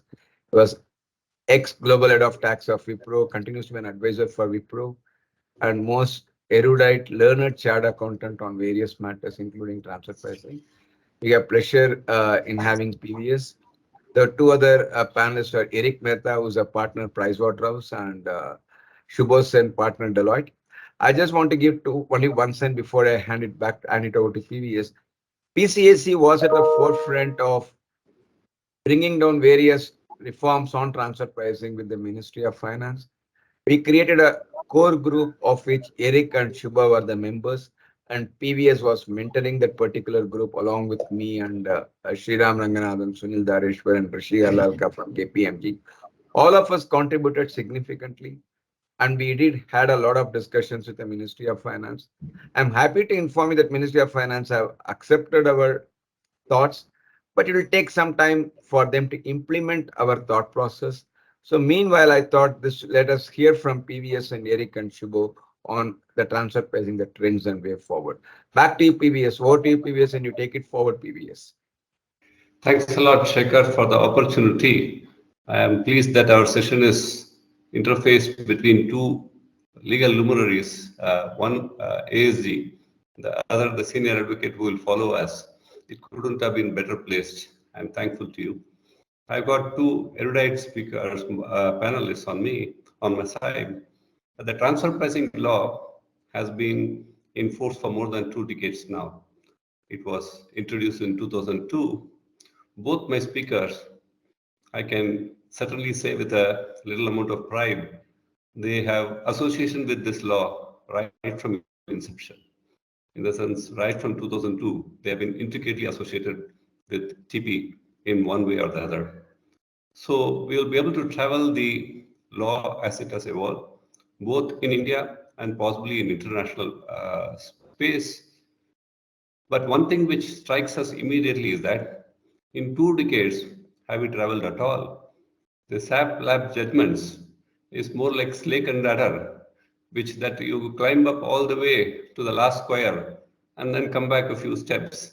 Now I don't know how many times you have to go up and come down and what the high courts will do. Any sense on the SAP lab judgments, what the consequence will be? I will ask both the speakers. I request Eric to take the call first, and I can ask Subho to follow with his thoughts on what the SAP lab judgment has, how it is going to pan out. Are we starting the game all over again? Thank you, sir. Pleasure to be here today, and pleasure to be part of the committee also, which submitted the various proposals to the Finance Ministry on potential changes in the transfer pricing law, which would have meant that people wouldn't have to travel all the way to the Supreme Court to uh, potentially get relief or stop fighting with the tax department one way or the other. I'd like to put it in two parts. The impact of the judgment. One is the practical aspect of a subject like transfer pricing being dealt with by judiciary. I'm not for once questioning the knowledge or the capability of the judiciary, but transfer pricing does require a fair degree of intricate knowledge, not just of the law, but more importantly also of the commercial and economic factors that concern the business. Now, that being the case, what would it mean if the high courts were to re-examine each and every case? And that leads to me the legal part of the question. Do they really still need to examine each and every case? Has the TAP Labs decision kind of resulted in a situation where high courts have to entertain each and every matter. My own personal view, basis the way our income tax law has been worded, is that it will still be up to the High Court to determine whether there is a substantial question of law which is before it in order to comment on it. And we've seen a fair number of authors in that space give their comments on what it would mean as far as the high courts are concerned. And would it also be in a situation to answer, sir, your question, Mr. PVS, that would it mean that we are back to square one? It seems to be the case where if the high courts do believe that there are questions of facts which have not potentially been fully kind of considered and some questions of law, would the matters be remanded back to the tribunal? My own sense is there may be more than a few cases which may go down that path. Maybe I'll pause there, Shubho. Yeah, hi. Thanks, Eric, and good afternoon, everyone. And really, it's an honor to be here amidst this august audience. So, no, Eric, I largely agree with you. Just a couple of additional points, sir. Sir, I think because of the mandate, now the High Court will have no choice but to take up these cases. So, to my mind, the bottleneck might arise at the ITAT level because in my various conversations with various councils and other people, and I agree with what Eric said. I do not personally think that the High Court would have the time or the bandwidth to get into each and every case in detail. What we might just see, and it's the hearings, I understand, still haven't started. Probably we are looking at hearings in the next couple of weeks, is what I've heard, but I'm still not sure. But once the hearings start, I have a feeling that they might be, remanded back to the ITAT in batches, which is where again that backlog of ITAT, which we right now we're seeing to be clearing up quite a bit, that might again get into the picture, and of course we might get into that vicious cycle all over again. But having said that, I mean, whatever the Supreme Court says is the law of the land, and we need to see how best we can deal with it. Maybe at the ITAT level, when we are first at the ITAT, we might request for a speaking order and ensure that all the points, all the grounds of appeal have been covered in details, so that I mean, at least at some level, the certainty is achieved. I agree that the normal litigation route does not provide certainty like the way some of the alternate dispute resolution routes do. But then at the same time, I think what we should be looking at is getting some kind of a speaking order from the ITAT, which would help the taxpayer or give the taxpayer some comfort that the department might not be willing to appeal in the High Court. So, I mean, that's my feeling. I just want to build on the last part, sir, if you would permit me, what Shubho mentioned on the alternate dispute resolution, and I wanted to come to that as well. That currently, even if the taxpayer has gone to an MAP route or to an APA route where some of the years are covered by rollback, now what has happened is after the tribunal order, as per the current law, if it's a rollback year or a year covered under MAP, the taxpayer has no choice but to follow the outcome of the litigation at the tribunal level. It would be also interesting to see what would happen in such cases where the High Courts remand the matter back, and depending on the direction that the High Court gives, what would it do to the cases of APA rollback or MAP, which the competent authority and the APA commissioners were not willing to look at because the law is what it suggests that they can't look at it. So it's going to be interesting of the impact that it will have not just on the traditional litigation route. In my view, it will also have an impact on the alternate litigation route of dispute resolution route of APAs and MAPs. So just wanted to round it off with that. Absolutely. And probably we also Wonderful. need to see how the ITAT now deals with cases. Whether we see more of remand backs to the TPOs is something that we might also be looking That will be a full cycle, I'll at. say. So, okay, fine. I do get a sense of the next decade being spent on the past litigations, if I have to say. But the good part, I may say, is that the ASG did mention of a Delhi ITAT order coming too soon because the tribunal is not loaded with adequate cases. I think that's the state across the country today.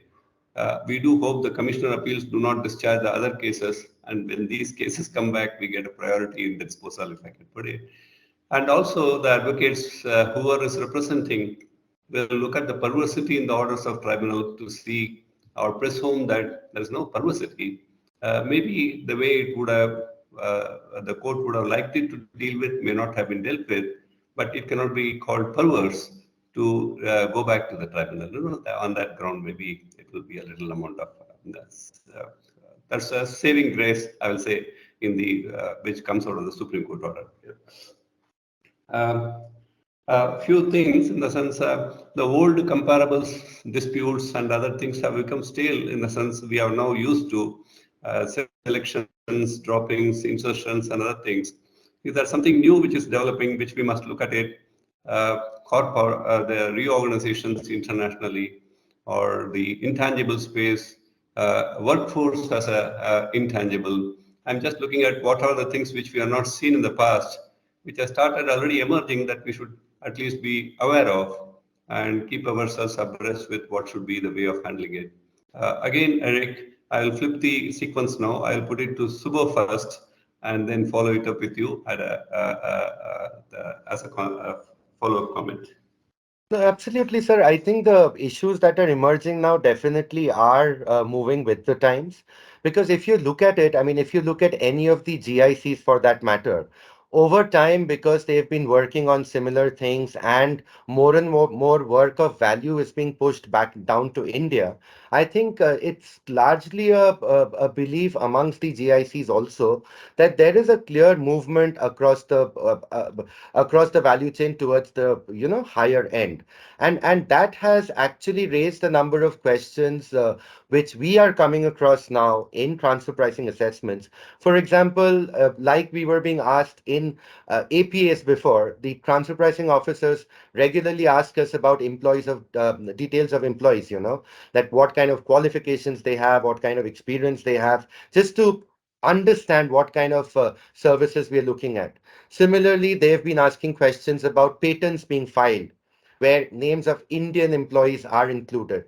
Now, for a few countries like the US, it's a legal requirement that everybody involved in the patent development chain is included. But then, I mean, as a policy, some of the companies, to encourage people, they include names of all the employees involved in patents. So this is becoming a very common question for the TPOs, and what they're trying to essentially do is prove that India is no longer the low-end routine cost plus service provider, but they're also not saying that we've become very high-end. They're saying probably we are somewhere in between, and whether a pure play cost plus or a mix of cost plus and profit split, what is it that we are looking at? So those kind of questions have started coming up. Then again, another trend we see, which has been there for quite a few years, is that taxpayers are being penalized for having outstanding receivables from group companies, and in often we see that the agreements are being agreements are not being looked at. So whatever is the actual credit period given in agreements, that's also been ignored, and adjustments being made. Then there is a general, probably a lack of consistency, you might say, in some of the years.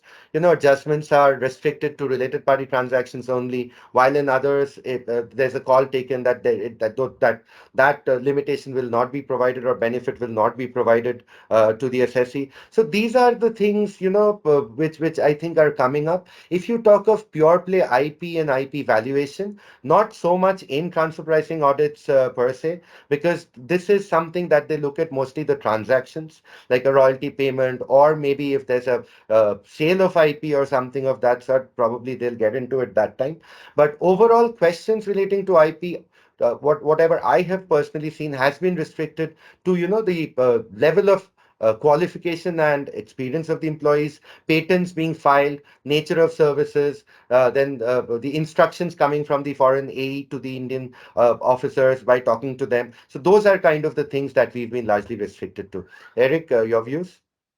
So thanks, Shubho. I do concur that if I look at pure GICs, yes, that has been there. But even otherwise, the way the transfer pricing officer has gone about doing his or her business has changed and has evolved significantly, I'd say. While traditionally the battle was on markups, now they're looking at recharacterization. And in doing so, they've also been pretty smart about the way they've gone about with it.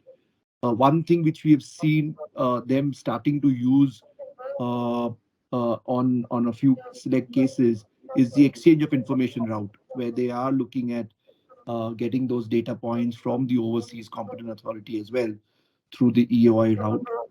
The other bit, which is increasingly gaining a lot of traction, and you did mention that as well, where the skilled workforce is really an intangible. So I am aware of a few cases where, in the course of assessment for a captive service provider, they have actually gone on to say that India is effectively the economic owner of the intangible that is being created, and it deserves a return beyond the cost plus that India gets. So that is on the cost plus, which, for want of a better word, a relatively easier battle that has been there over the years, but the battlefield has changed.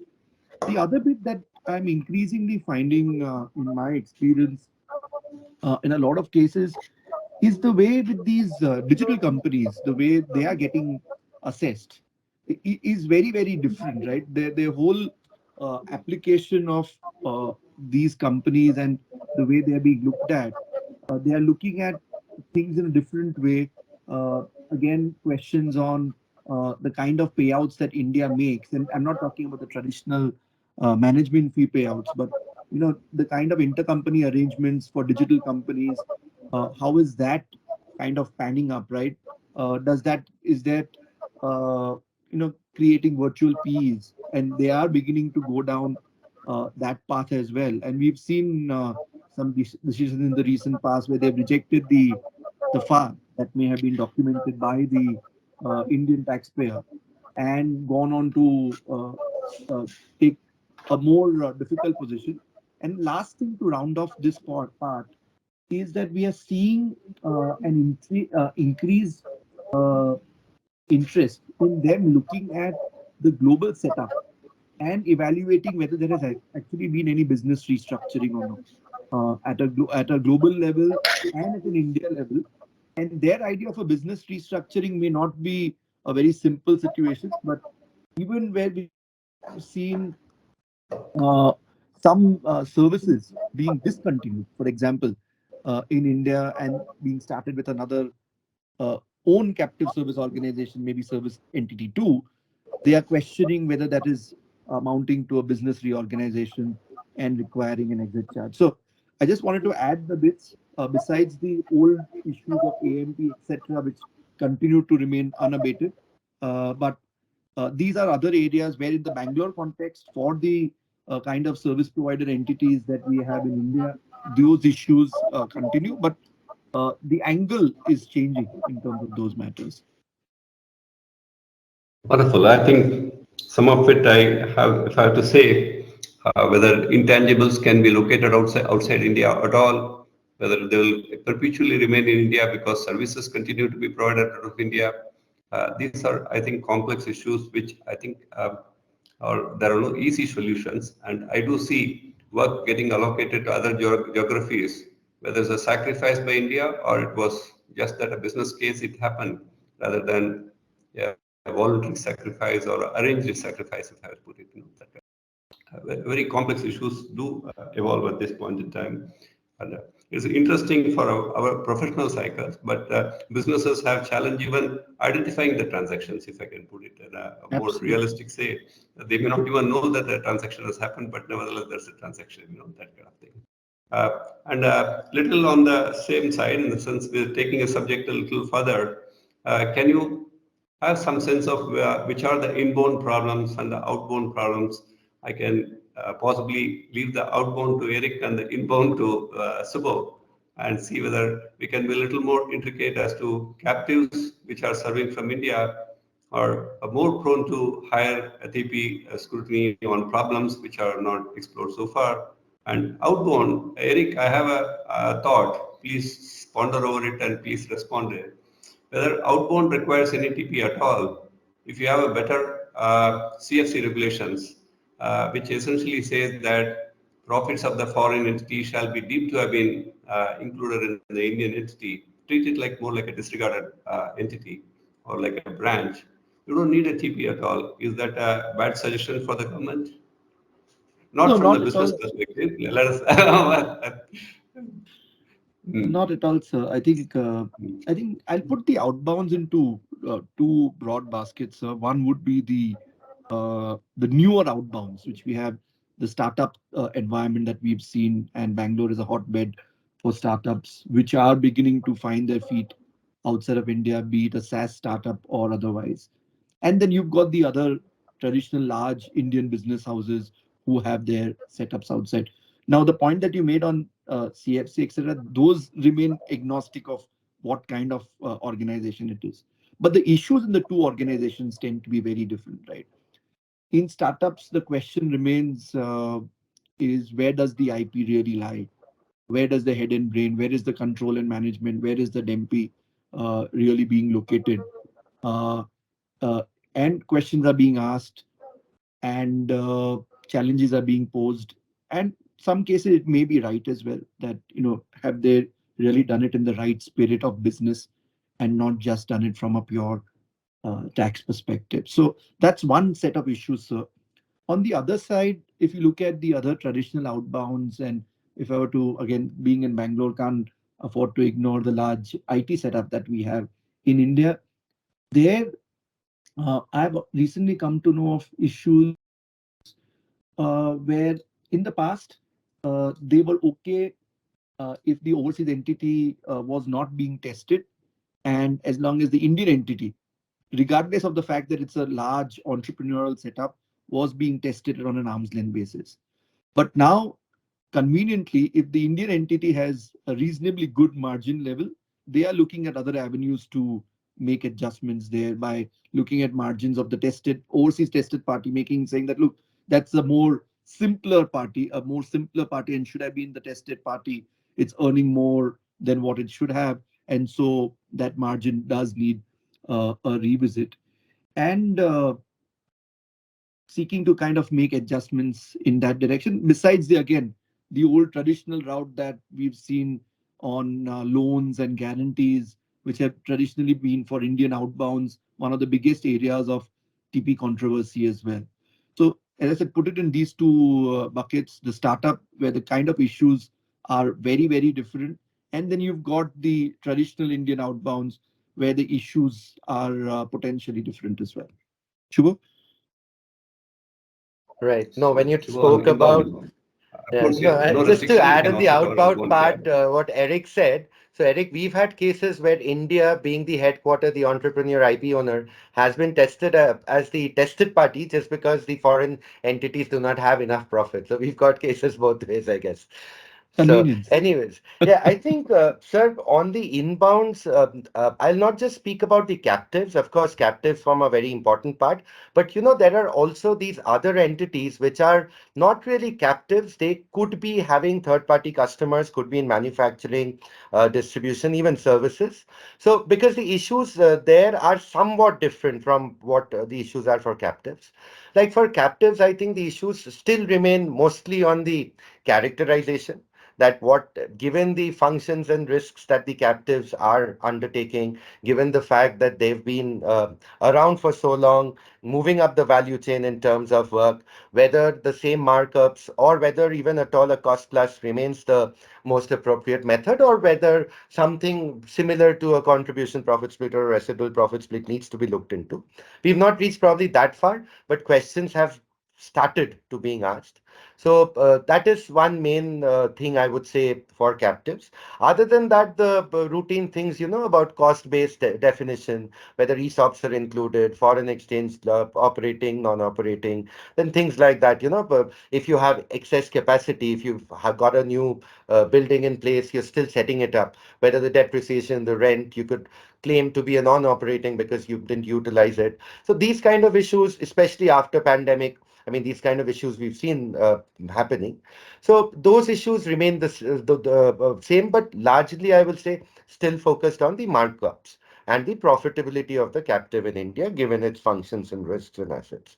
The second category is where probably the Indian company is manufacturing, and licenses IP from a related party outside India, or it could be procuring, or it could be a reseller in India or distributor, wherein it buys goods from a foreign entity which is related to it and sells to local customers. I think there a big issue is the payment of royalty, be it brand royalty, be it technology royalty, and on two accounts. One is the need for paying a continuous royalty, because there is this belief still after so many years, I think, that if you've paid royalty for a year, if you've got some bit of IP which helps you do your routine know-how of manufacturing, there is a belief that the IP has been transferred, whereas absolutely that is not the case, because you're just paying for the right to use the IP and not really to the IP. So that has been a big issue.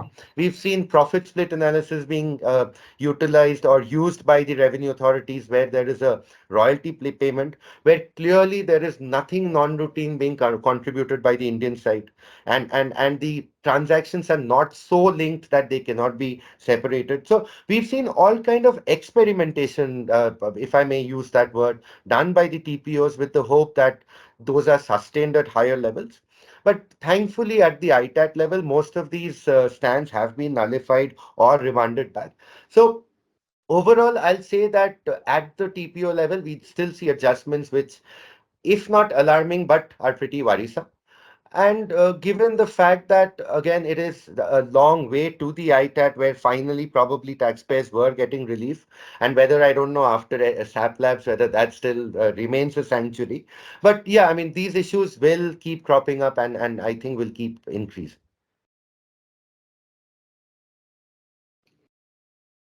About we are now 3 years away from COVID. If I can say 2020, of course, it extended the second wave and all.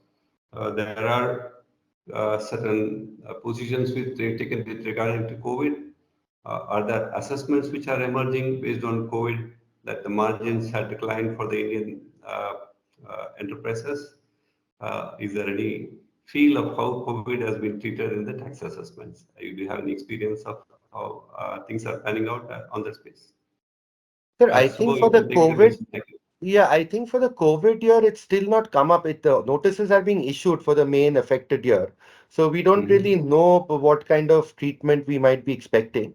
But in APAs, whatever little I'm aware of, that in some case of manufacturing companies, some level of benefits were passed on. But largely, the APA authorities have maintained that the impact is not a very definite negative one. In some cases, profitability of companies have increased also.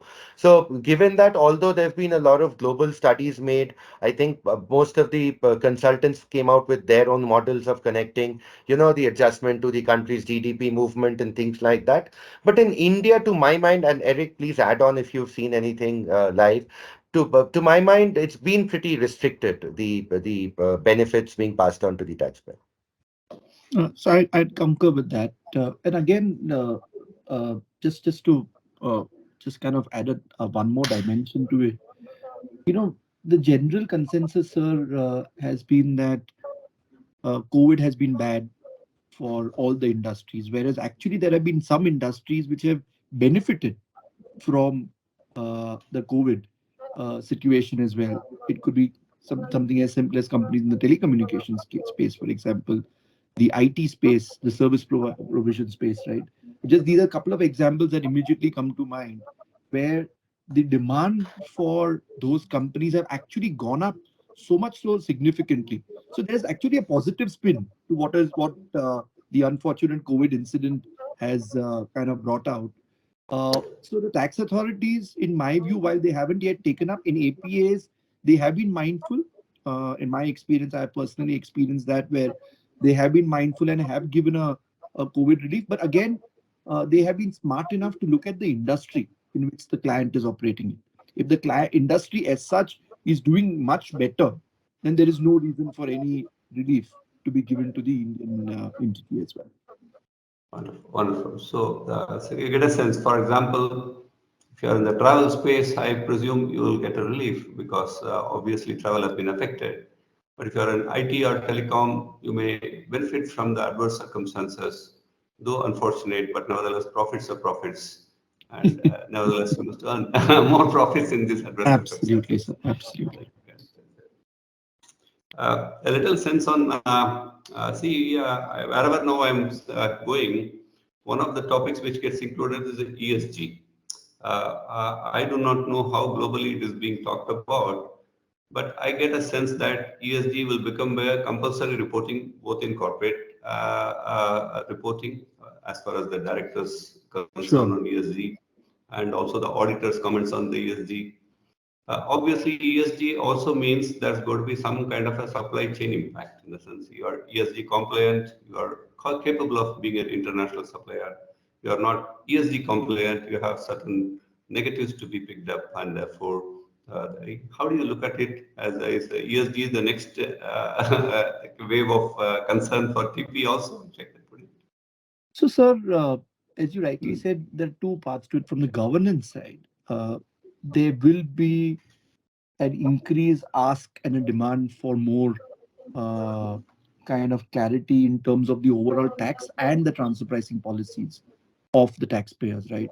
We've seen some global multinationals going completely the other way and disclosing everything under the sun. You've got the likes of Johnson and Johnson, for example, who's done it, and several others have also gone down that path. Now, how much is required? Will it be based on the legal sanctum, specifically what is there? It's like a form. I've been asked to fill five details. Will I give five, or will I kind of respect the spirit, saying, look, if this requires me to give a full disclosure, I will go and make that disclosure. I think it's going to evolve. I think till such time as those measures don't become onerous and also seeking penal consequences, I think companies will evolve in their journey in terms of making those disclosures, because that's on the governance side as well. On the supply chain, sir, I think as supply chains will evolve, transfer pricing is absolutely undivorced from that. It's absolutely married to the entire supply chain setup. So any change in the supply chain, for any reason, will have a bearing on your transfer pricing policy, in my view. It could be something as simple as, if, for example, if tomorrow India is going to generate carbon credits because of the way the plant has been set up, will that benefit the ultimate parent entity as well?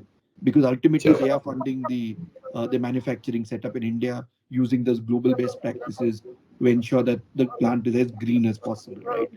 So those are issues which will also evolve. So it will not just be a simple thing of a transfer pricing policy of a cost plus or a resale minus, etc. But even those unique aspects like carbon credits, etc. Now, I'm no expert on credits in any way, but those issues, in my view, will evolve even more as companies focus more on the ESG side for supply chain sustainability, etc. So that's my limited view.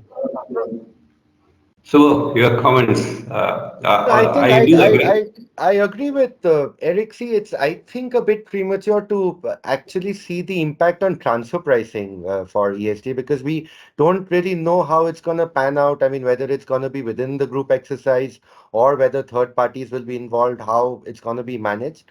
But whatever be it, I don't see this to be too much of a disruption. Maybe what will happen is the way we kind of allocate functions risks might undergo a bit of change, given that these would always be very,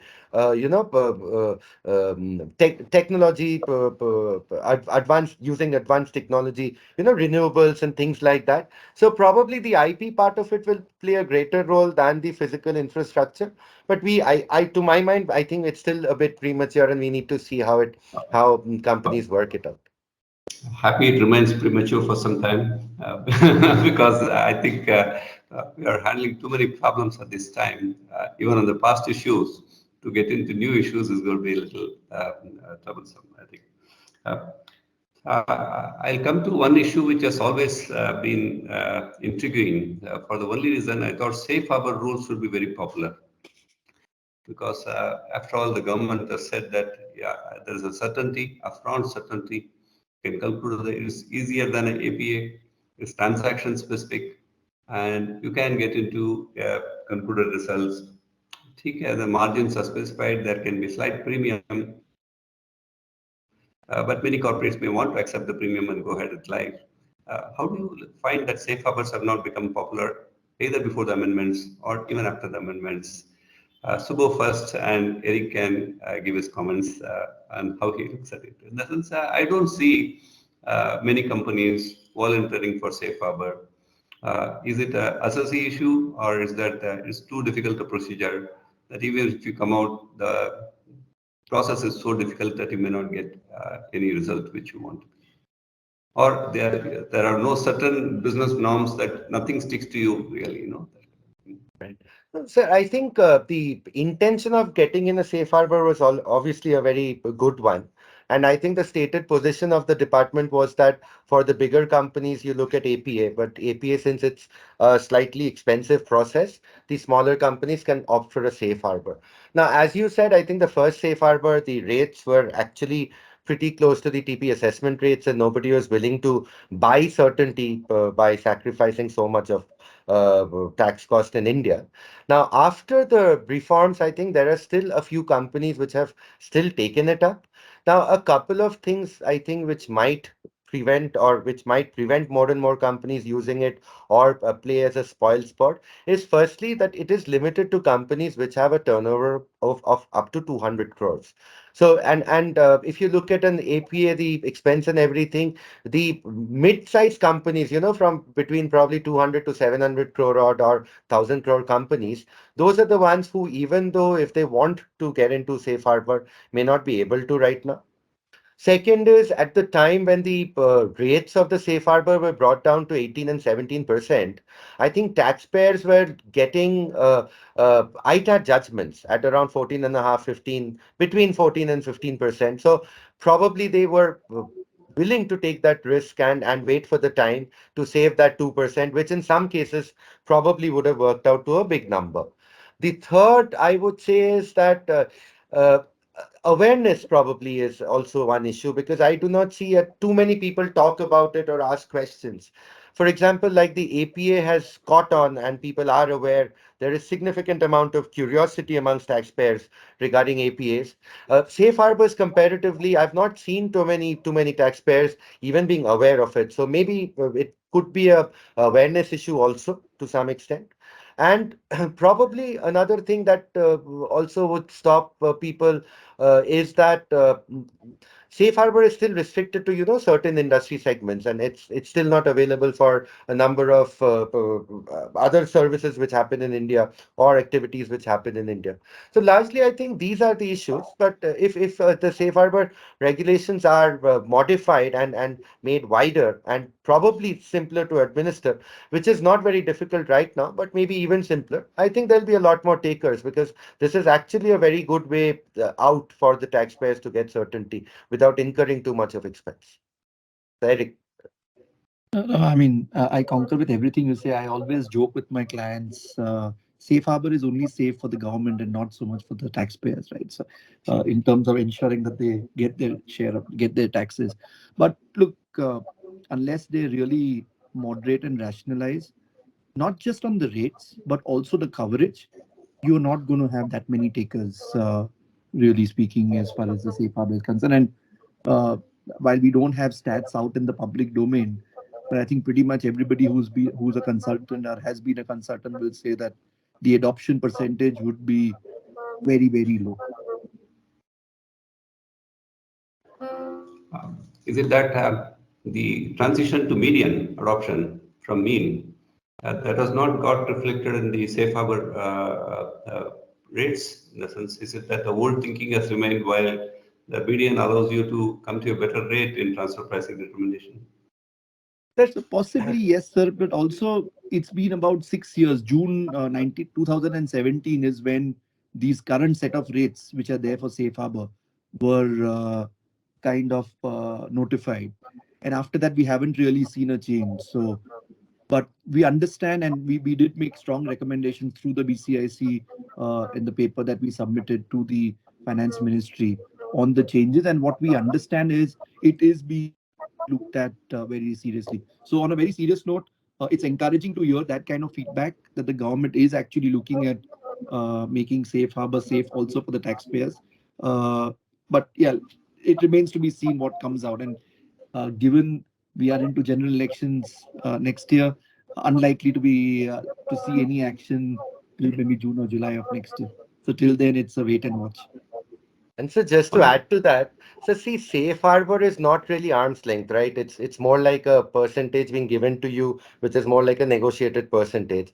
So I do not think the change from mean to median would have so much of an effect as would, increasing the coverage by increasing the turnover thresholds of companies, as well as probably rationalize the rates to some extent. Although if you look at the rates right now, I think the safe harbors are pretty much close to what we have in unilateral APAs in most cases. So yeah, probably just the threshold of turnover that could bring in some bit of change.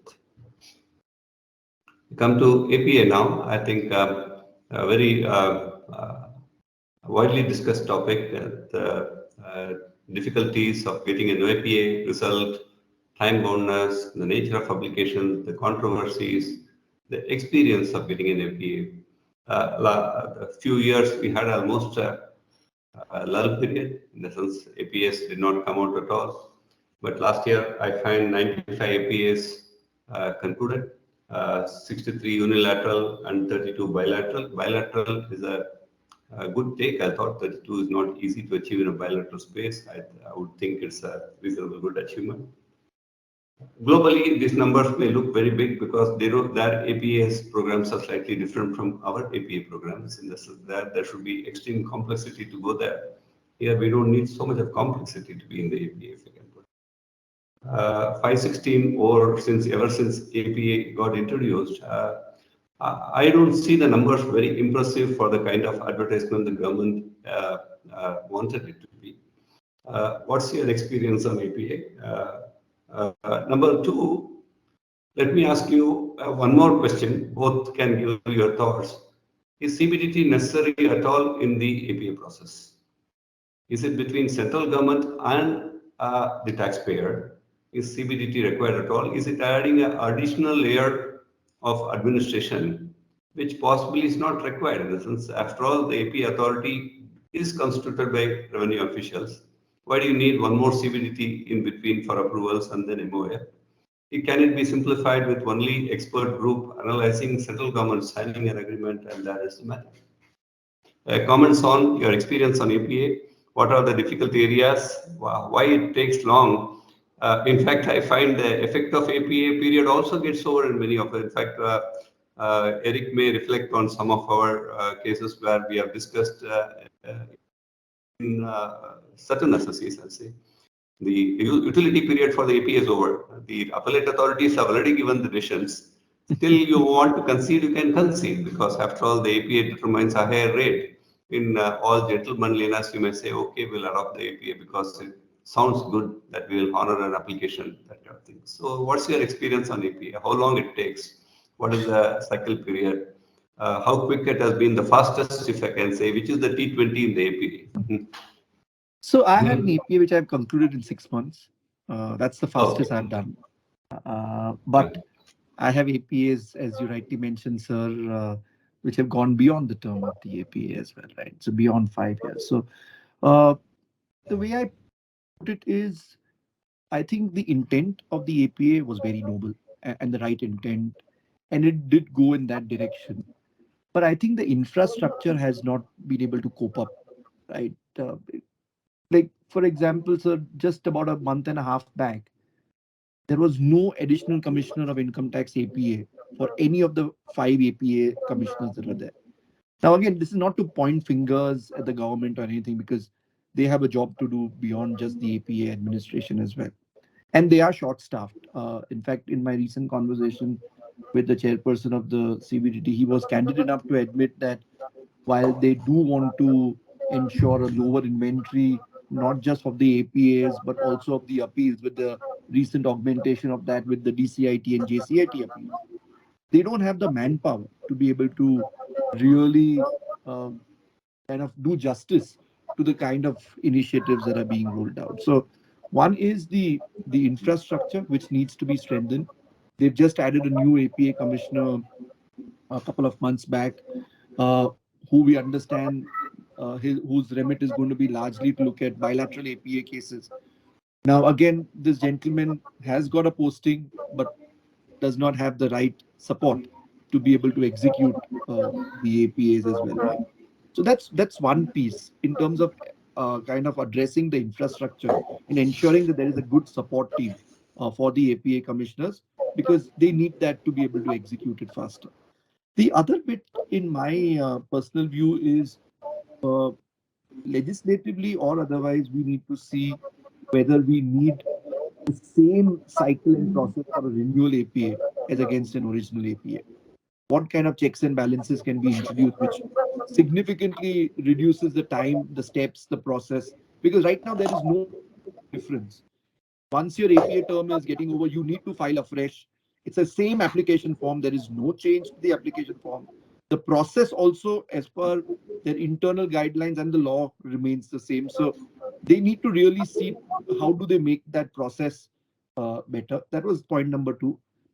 So point number three, uh, as far as the APAs are concerned, you know, I genuinely feel the administration uh, needs to see the number of levels. And you mentioned that whether you need intervention at so many levels, there is the principal chief commissioner, there is a competent authority, it goes to the board member who ultimately is responsible for the sign off.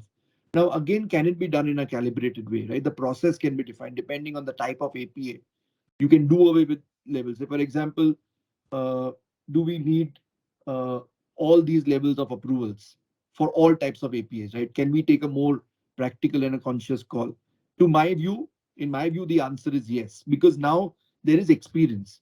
It's been around for 10 years, so there should be a possibility, and I believe that they are thinking on those lines, sir.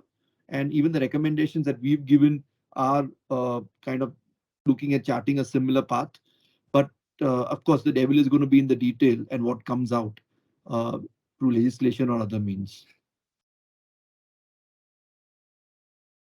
No, I think Subha, your views. yeah, absolutely. I totally agree with what Eric said. I think these are the main things: the bandwidth issue and the renewals being as tedious as the original ones. Just one more addition, just thinking aloud. For the MAPs with certain countries like the US, India worked out on a framework. Which meant essentially that for a certain kind of companies with similar FAR profile, they would put them in the framework and come out with a markup without negotiating too much. That was something which was agreed.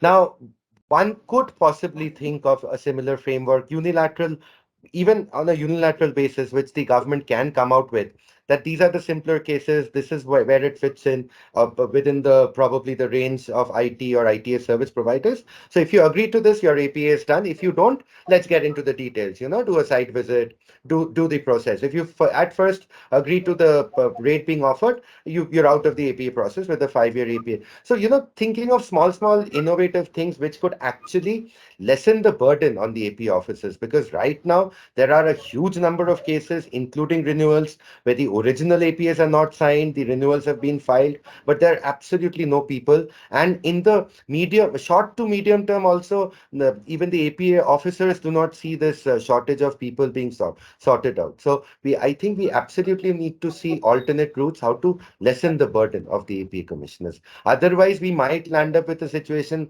where the one TPO looking at 300 TP cases, he just goes through it as a motion. We wouldn't want the APA process also to turn into that.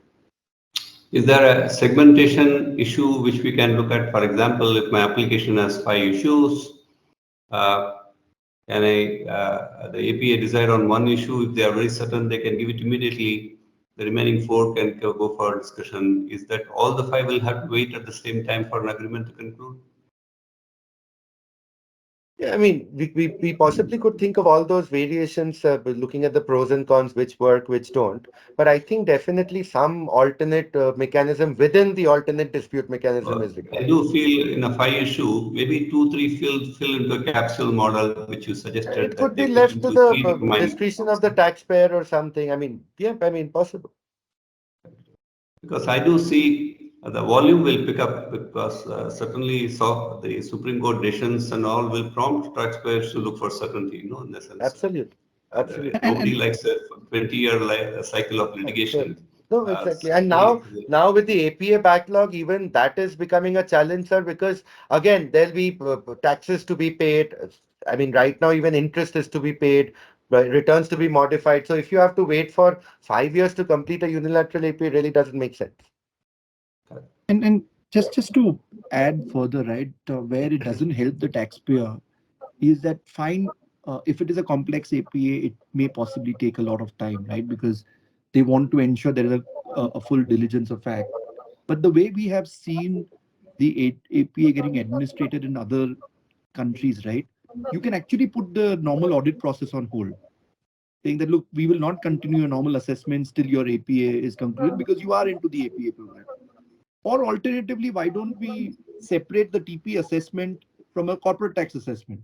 Let the corporate tax assessment get over, let the assessment happen. Again, that's we see that in other countries as well.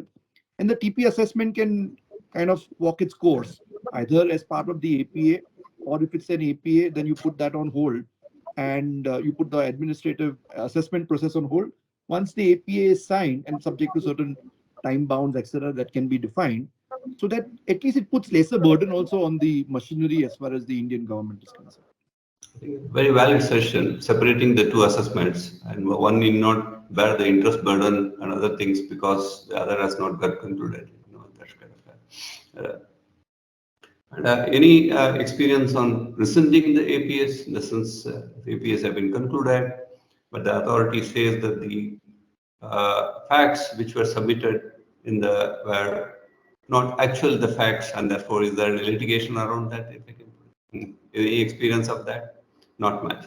No, I don't believe. Actually, the process, barring one or two cases now, depending again on the transfer pricing officer, has actually been relatively smooth. Okay. And the way it works, in my understanding, is that even if they do have some objections, while they may discuss with her, ultimately the report goes to the APA commissioner. So we have had situations where if there is uh, an understanding which is not in sync, they would have kind of sent that report to the APA commissioner. We've had a dialogue with the APA commissioner thereafter, clarified what needs to be done, and then the matter has been resolved. So I think the post APA has been a relatively easier process, in my view. Okay. Okay. That's fine. So there is enough certainty on APS. At least we don't have Yes. uncertainty with the No. APS. That's right. Because it's also in the taxpayer's own interest, right? Because if they don't make the right disclosures, they're No, going to lose nothing out in on the the sense. money. I would not say that taxpayer would misstate the facts. All that I'm saying that's a revised understanding of Understood. No, fair enough. facts. Fair That's enough. it. So far, sir, that has been positive. Yeah. And the master file and your local file CBCR reporting has been in vogue for quite some time. One thought that it was a difficult filing requirement because it had a global outlook. You have to touch upon all your A's in some way. It had some vital facts which will aid DP assessments in a substantial measure. So, is there a sense of how this information has been used by the authorities dealing with TP or even APA for a moment, if I can give it as an extra leeway? Is there experience of how CBCR has been put to use by the authorities, or is it too early, or is it just emerging that we will get a sense of it in times to come? PVS, one small request, Yes, interrupting it here. Mr. S. Ganesh has joined, so probably we'll request you to close in next 5 minutes, PVS. I'm closing. I'm closing. My time is up to 6. I thought if it's already over, we'll close it Six, even six, sooner. Okay. 5:55. Time is 5:55. I just want to give the No problem. We timekeeper will 5 minutes, certainly close. PVS. Yeah, we are almost there. So, Yeah. Eric, you want to start? Yeah. Please go ahead. Sure. So my experience has been that have they gone into the notings in the master file? The answer is yes. But again, it has been, I wouldn't say it is all pervasive or very widely spread because the companies have also become mature in terms of how they've written up their master file over a period of time, taking into account not just the global landscape, but also the local landscape when they've written up the master files.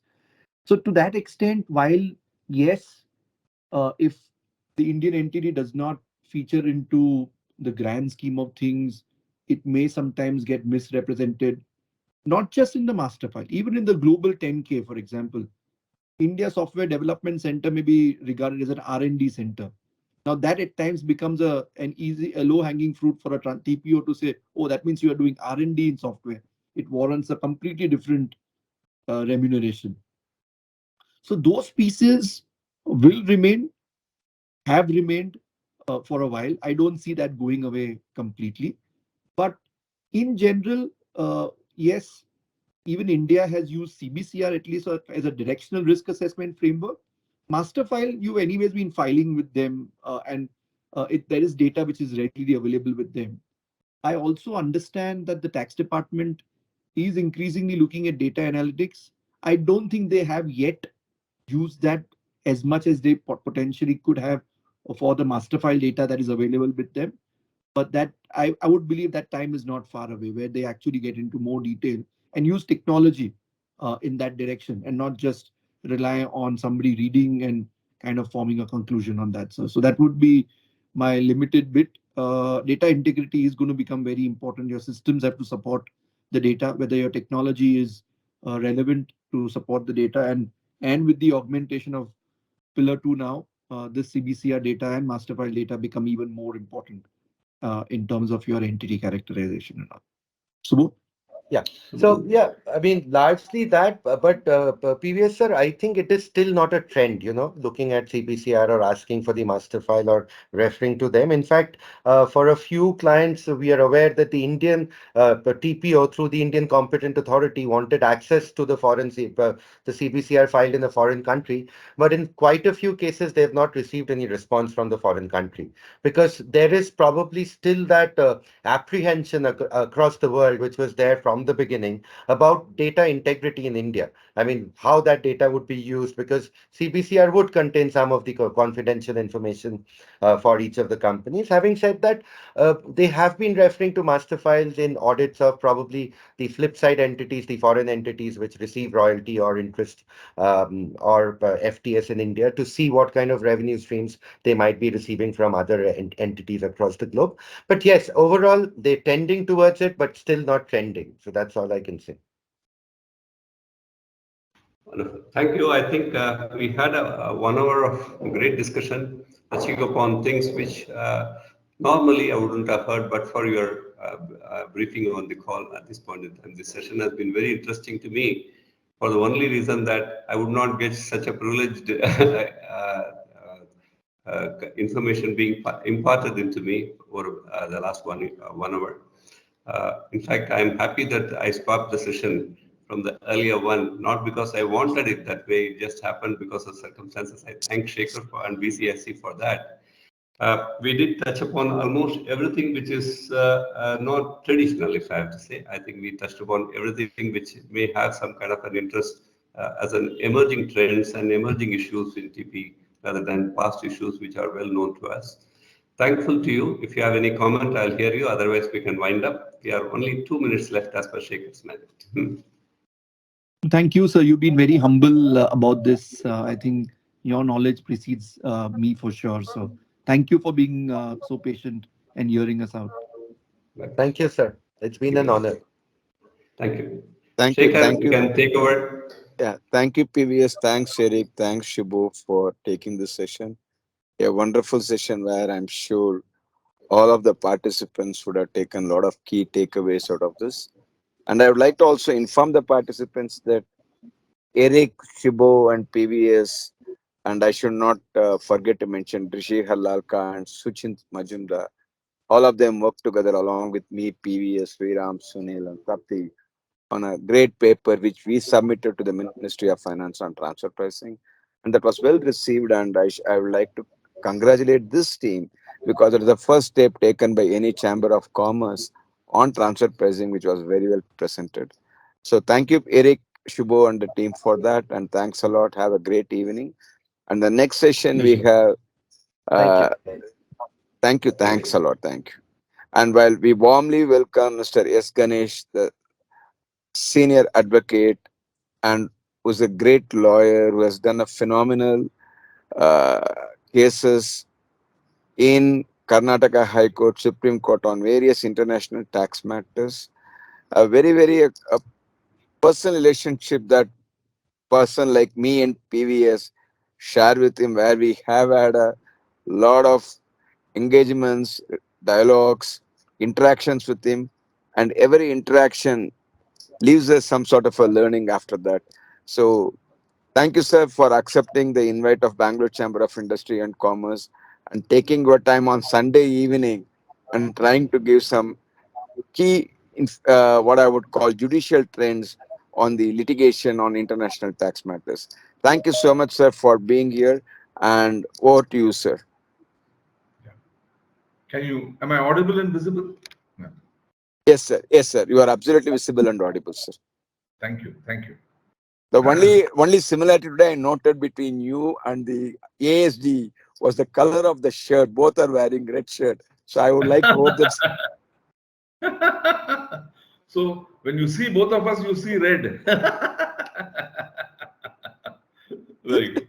Uh, it is indeed an honor and a pleasure to participate in this webinar today and to address this August gathering. And in a lighter vein, I may say, in order to make sure that it would be an August gathering, I had instructed Sekar earlier to postpone the seminar from July to August. Anyway, that was a slightly flippant remark. Now, today what I propose to do is to make a critical analysis of three comparatively recent Supreme Court judgments, which have left a lasting imprint on the legal landscape by laying down principles which are of lasting application and which are not confined to the particular cases which have been decided. After dealing with these three Supreme Court judgments which have been given, all of which happen to be in favor of the SSC, but I've selected them not just because they were decided in favor of the SSC, but because of the importance of the principles involved. Then, lastly, I shall proceed to a discussion of the matter which has been argued robustly and vigorously for more than 2 weeks before Justice Butt of the Supreme Court in connection with the most favored nation matter, where judgment is awaited and we are waiting with bated breath for the final decision of the Supreme Court. So let me now begin.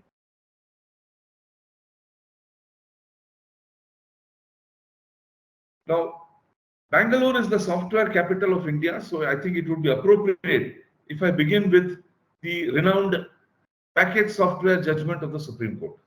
Now, you're all aware of the end result of that judgment, namely that the payment which is made for purchase of package software is not royalty, and that it is a purchase price of goods, and therefore it gives rise to a commercial profit, which can be taxed in India only if the foreign supplier has a permanent establishment in India. Now, you are all aware of the result, but what I would like to emphasize is it is very important to understand some of the subtle points and issues which arose in this case, the arguments and counter arguments which were developed, and ultimately what was it that appealed to the court and the basis of its final decision. Now, I think we should analyze Supreme Court decisions in this manner because I have always felt that getting into the minute details and nitty-gritty of the reasoning and the arguments before the Supreme Court makes us more resourceful, makes us more agile and nimble, and also makes us better tax practitioners. Now, you are all aware that the issue which arose for consideration in the package software decision was whether the amount paid for purchase of package software by an Indian purchaser, he may be a dealer or he may be a customer, a consumer, to the foreign supplier, whether it constitutes royalty or not. This was the core issue which arose for consideration. Now, if it was held to be royalty, then the consequences for the persons making the payments were nothing short of calamitous, because no tax had been deducted at source from these payments, and straight away the paying party would have become an SSC in default. But more important and more drastic was the consequence of suffering a disallowance of the entire payment under Section 40A(1) of the Income Tax Act, on the ground that you have not deducted tax at source on the payment, and therefore the payment is liable to be disallowed. So the whatever amount came accrued to the dealer as a result of the resale of the package would be assessed in his hands as income, but he would not be allowed the deduction in respect of the purchase price. And when he was operating on a slender margin of say 5 to 7 or 8% maximum, maybe even less, the disallowance of the purchase price would have completely knocked out the fundamental viability of his business. Therefore, this issue was one of great importance, and it had very substantial financial repercussions for the parties concerned. And it is also necessary to note that this issue was a live issue for almost more than 20 years till it was finally given its quietus by this judgment of the Supreme Court.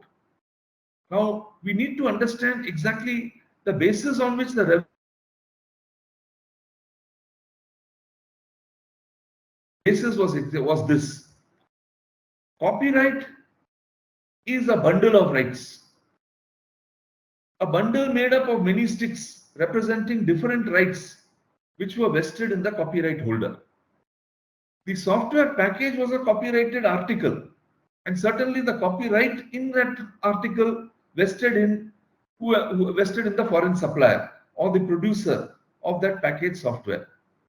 Now, it is of vital importance to note that each item of package software contained within it a license which permitted the purchaser to make a copy of that package software, first on his hard disk in his computer, and second on some backup device or data source, in order to make sure that if the hard disk crashes, then something is available as a backup. Now, therefore, a right to copy the software was conferred expressly by the license, which was an integral part of the transaction of sale of the software package. Now, because of this grant of license, the revenue sought to contend that one of the important, indeed crucial rights vesting in the copyright holder, that is the foreign supplier, was the right to make copies of the software. And if that right was given by way of a license to the Indian customer, be he a dealer or an actual consumer, then that constitutes use of the copyright. And if it is use of the copyright, then any consideration attributable to the use of the copyright would have to be treated as royalty. Now, if therefore even a part of the payment made to the foreign supplier constituted royalty, then if the Indian customer was desirous of not having to deduct tax on the entire amount, it was obligatory for him to make an application to the tax authorities under section 195(2) or 197 of the Income Tax Act, and that was not done by anybody. Nobody, in fact, thought that this transaction attracted tax, because everyone was quite clearly of the opinion, notwithstanding the revenue's firm contentions to the contrary, that this was not royalty, and therefore there was no deduction of tax at source. Therefore, the matter had tremendous revenue implications and liabilities. In fact, on more than one occasion, the Revenue Council told the Supreme Court that the total amount riding on this matter was between 35 to 40,000 crores. Anyway, be that as it may, that does not affect the legal issue. Now, the assessee's basic reply was, yes, a license is given to me to make a copy of the software package. But in this context, it is of vital importance to understand that there is a crucial distinction between a book or a video cassette or an audio cassette on the one hand and software package.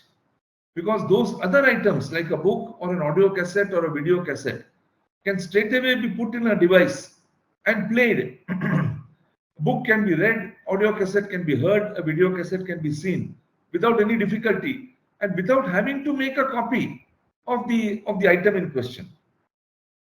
In sharp contrast, so far as the software package is concerned, it is incapable of being used unless it is first copied onto the hard disk, and out of abundant caution, as a copy is also kept on some backup device. So without making the copy, it is impossible to use the software package. And therefore, the contention which was advanced on behalf of the SSC, which found favor with the Supreme Court, was that the transaction of sale of the software package itself could not be completed and without the license given to make a copy, and therefore the article itself could not be treated as a usable commercial article without giving the right to copy, and without giving that right, the transaction of sale could not be completed. And in these circumstances, the license should not be treated as an independent right to use the copyright relating to the copyrighted article, but on the other hand, it should be regarded as an inseparable condition which made the sale of the software package possible. Now, this argument, which had a very sound legal substance to it and a strong legal foundation on which it was erected, had in fact been expressly recognized by the legislature itself, because section 52(1)AA of the Copyright Act itself conferred on the purchaser of a software package the statutory right to make a copy on his hard disk and a copy on a backup device. So the legislature itself recognized that this article, namely package software, is incapable of being sold or traded in or used unless this right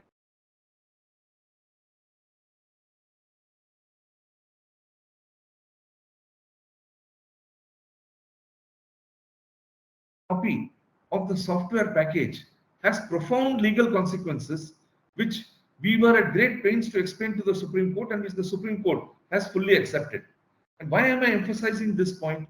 Because we have to look at the definition of license in section 52 of the Easements Act, which is, even though it's a separate and independent statute, after all, royalty is something which you charge for granting a license to use a copyright. And the license here, in this case, which was alleged to be given, was the license to make a copy of the software package. So we need to understand what is meant by license itself. And section 52 of the Easements Act also was of great assistance to us, because it defined license as the grant of a permission to do something which, in the absence of the grant of permission, would have been illegal. So our contention was that since 52(1)AA of the Copyright Act itself gave a statutory right to the purchaser of the software package to make a copy, therefore the so-called license, the document which was inside the software package, could not be regarded as a license within the meaning of section 52 of the Easements Act, because even if that piece of paper was not there, and even if the seller of the software package did not give the purchaser any specific written right to make a copy of the software package, the end result was still the same because of the statutory provisions contained in section 52(1)AA of the Copyright Act. Therefore, there was no license, and therefore the document, even though it was called a license, it was really not a license at all. And this was an additional argument for the purpose of showing that I was merely exercising a statutory right. I was not exercising a right under a license, which but for the grant of the license would have been illegal. And therefore, I was not really using the copyright. I was using the copyrighted article, which was an article of commerce.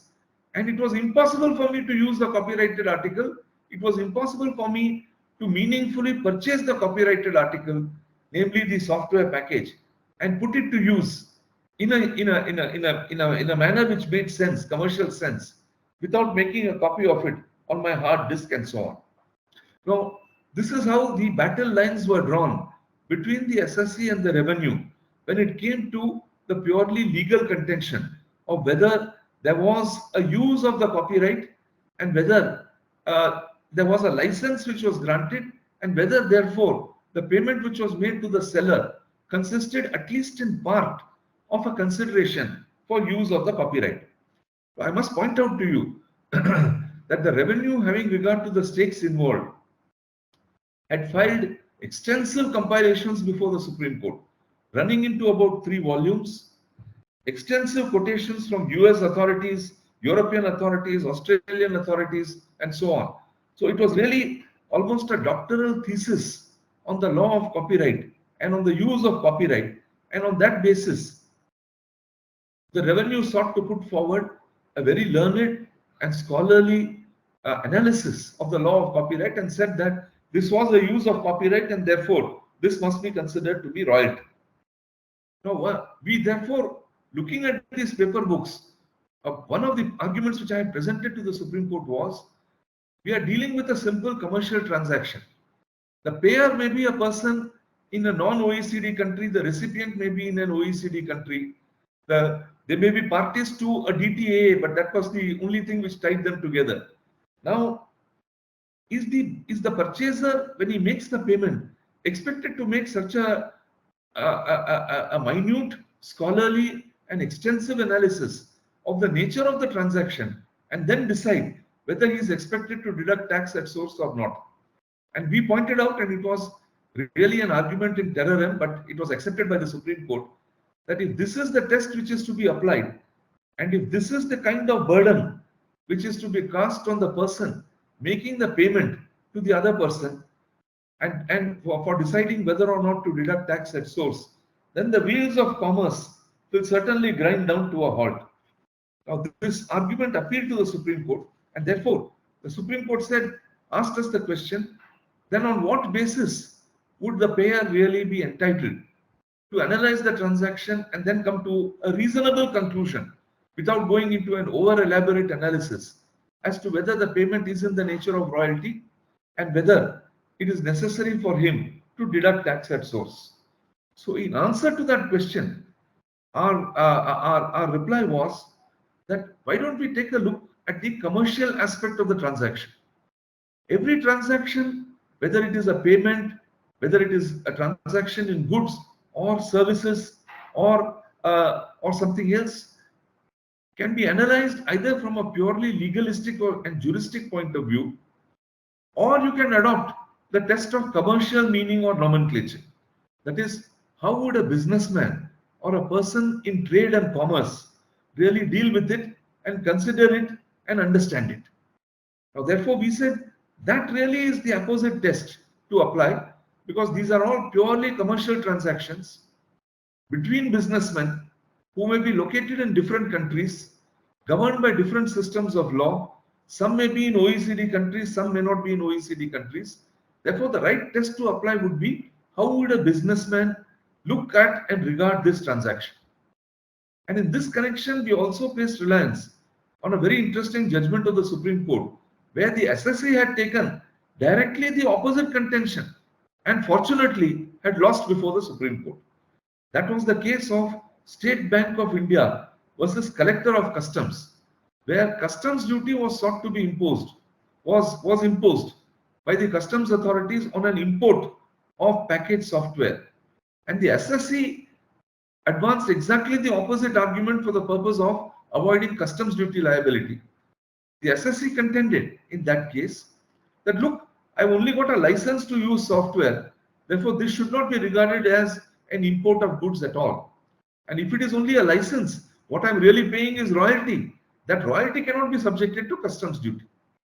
Now, if that argument had succeeded in that case, then I dare say we would have had to face a serious legal issue in the income tax case. But fortunately, in that case, the Supreme Court negated the contention of the importer under the Customs Act and said that we must look at the transaction as a commercial transaction. And this is certainly, the software package is certainly an article of commerce. It is goods. It is passed on from hand to hand like any other item of goods, and accordingly we will subject it to goods. We will subject it to customs duty like an import of goods.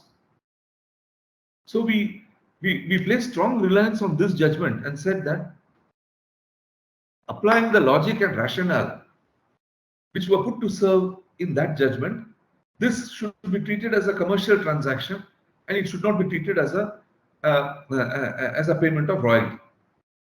But the strongest argument which we mustered in favor of our contention that it is not royalty was to place reliance on the provisions relating to interpretation of a double taxation avoidance agreement, as laid down very eloquently by the Supreme Court in the Azadi Bachao Andolan case.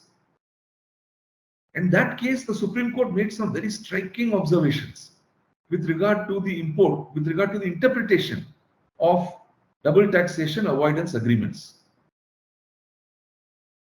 The Supreme Court said that these double taxation avoidance agreements are the result of commercial negotiations.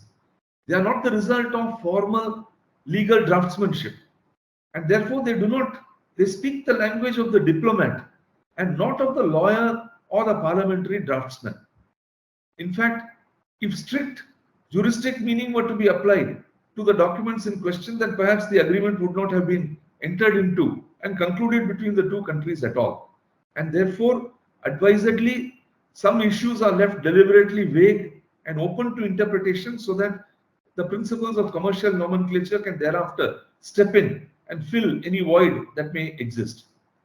Now, on this basis, the Supreme Court said, we will look at the transactions not from a strictly legalistic or jurisprudential standpoint, but we will look at the commercial reality of the transaction, or how it is perceived in the marketplace. Now, the doctrine of commercial nomenclature is something which is well accepted in our taxation law, especially in sales tax law and excise law, where it has been held that you must, when it comes to classification of commodities for determining the rates of sales tax and excise duty, you must look at the article from the point of view of how it is known, recognized, and dealt with in the marketplace by businessmen, and not take a strictly scientific or technical view of it. To give a very piquant example, a tomato is regarded in the field of botany as a fruit. So a lecturer in botany may well declaim to his class that this tomato must be regarded as a fruit and not as a vegetable. But that same lecturer, if he were to be served a tomato as part of his fruit salad in a restaurant, would no doubt be infuriated or at least seriously dissatisfied. And in that context, for that purpose, he would not regard a tomato as a fruit. So the OECD commentary examines and classifies transactions from the point of view of how it is known and understood by businessmen who engage in these transactions on the basis of the OECD commentary. The commentary has been drafted by distinguished experts drawn from various disciplines, and it is based on a thorough study and understanding of the commercial nomenclature and understanding of the various types of transactions and of the products involved, the nature of the services, and so on. And on that basis, the classification has been made. Now, it is very important to note that the OECD commentary has been relied upon by the Supreme Court again and again in various cases relating to the interpretation of double taxation avoidance agreements. For example, in Azadi Bachao Andolan, to understand the meaning of the words liable to tax, the Supreme Court placed reliance on the DTA. In the Formula 1 case, to understand the meaning of the term permanent establishment and come to the conclusion whether the racetrack in India was a permanent establishment of the English company, the Supreme Court relied upon the OECD commentary. Similarly, in the e-funds case, to decide whether a services PE existed and also to decide what would be the legal effects and consequences of a MAP settlement, the Supreme Court placed strong reliance upon the OECD commentary. And the Supreme Court has therefore laid down finally, after a detailed analysis of the OECD commentary, that a software package is regarded in the world of commerce as an article of commerce. And a payment made for a software package is not regarded as royalty. It is regarded as purchase price of a product which is purchased. And therefore, it would go to add to the commercial profits of the person receiving the payment. So, in other words, the payment is not to be treated as a royalty and processed under Article 12 of the DTAA, but it should in fact be treated as a business profit and accordingly dealt with under Article 7 of the DTAA, so that the foreign recipient of the purchase price, or in his hands the sale price of the software package, can be taxed in India only if that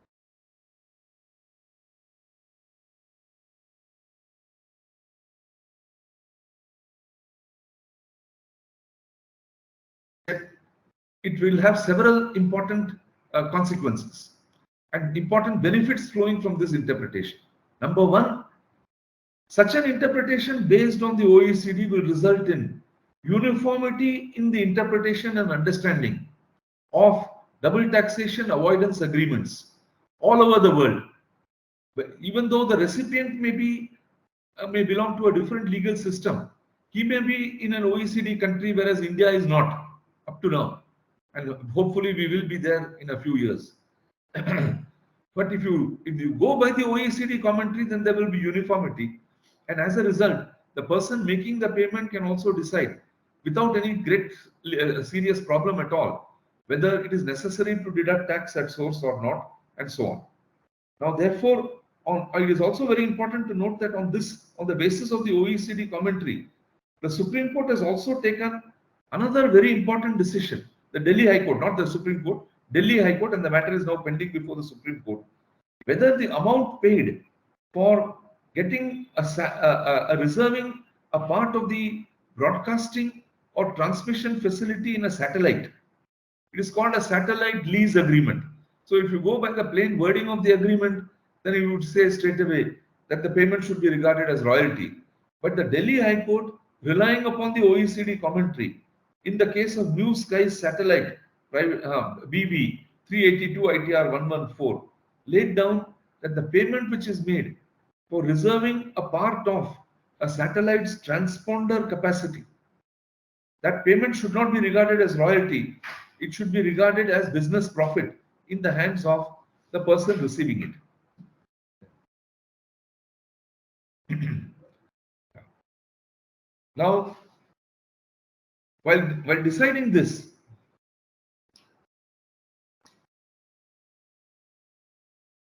okay, right, I've been reminded of the time limit and I will certainly adhere to it. Right. Well, the Supreme Court has also laid down 2 or 3 very important principles. The Supreme Court has said that we must, even if the reservation or an objection which has been raised by our government in respect of an OECD commentary, the OECD commentary still nevertheless gives us a very clear and good idea of the commercial meaning and nomenclature of the payment in question, and we should therefore continue to follow it without any problem at all. Now, therefore, according to me, this judgment lays down very important principles, not only with regard to interpretation of double taxation avoidance agreements, but also with regard to the value to be attached to an OECD commentary. In spite of the fact that the government of India may have objected to that commentary, in spite of the fact that the government of India may have a serious reservation in respect of that commentary. I think, having regard to time constraints, I've said enough about the package software judgment. Let me now go on to the second judgment which I would like to deal with, which is the judgment of the Supreme Court in the South Indian Bank case, 438 ITR page 1.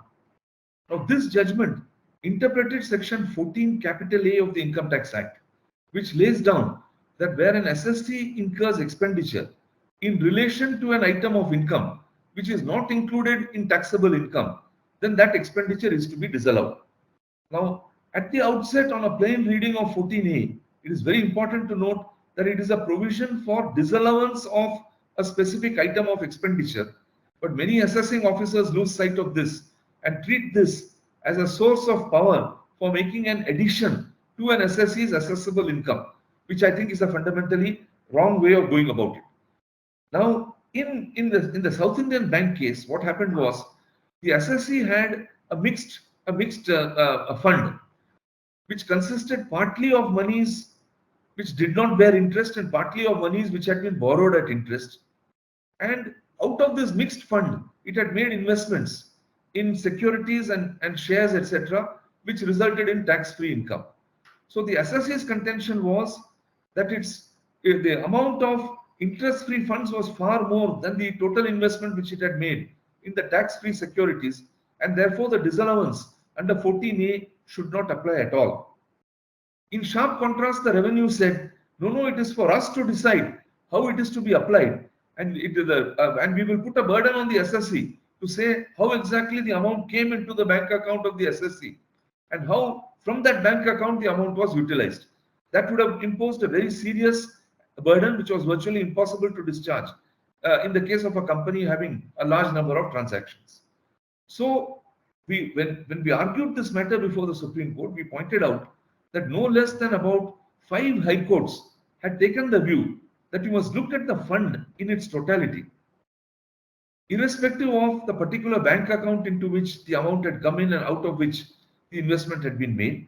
And if at the end of the day you came to the conclusion that the total amount of interest-free funds was more than the amount of investment in the tax-free securities, then, and this is the crucial point which I think will have widespread application, it is the SSC's right, absent a clear statutory provision to the contrary, to appropriate the amount appropriately and to say that I will treat the investments made by me as having come out of the interest-free funds, and therefore Section 14A will not apply. So this right of the SSC to appropriate out of a mixed fund, which has very important legal consequences, which go across the spectrum and which go far beyond the bounds of this particular case, that claim of right by the SSC was accepted by the Supreme Court. This is one major milestone in this judgment. The second equally important milestone in this judgment is the Supreme Court recognized that if a particular principle had been laid down by various high courts and the revenue chose to allow those high court judgments to become final by not appealing against them to the Supreme Court, and as a result the legal position was regarded as settled for quite some time, and SSCs also arranged their affairs on that basis, then it would not be right for the Supreme Court to rock the boat and to depart from that position.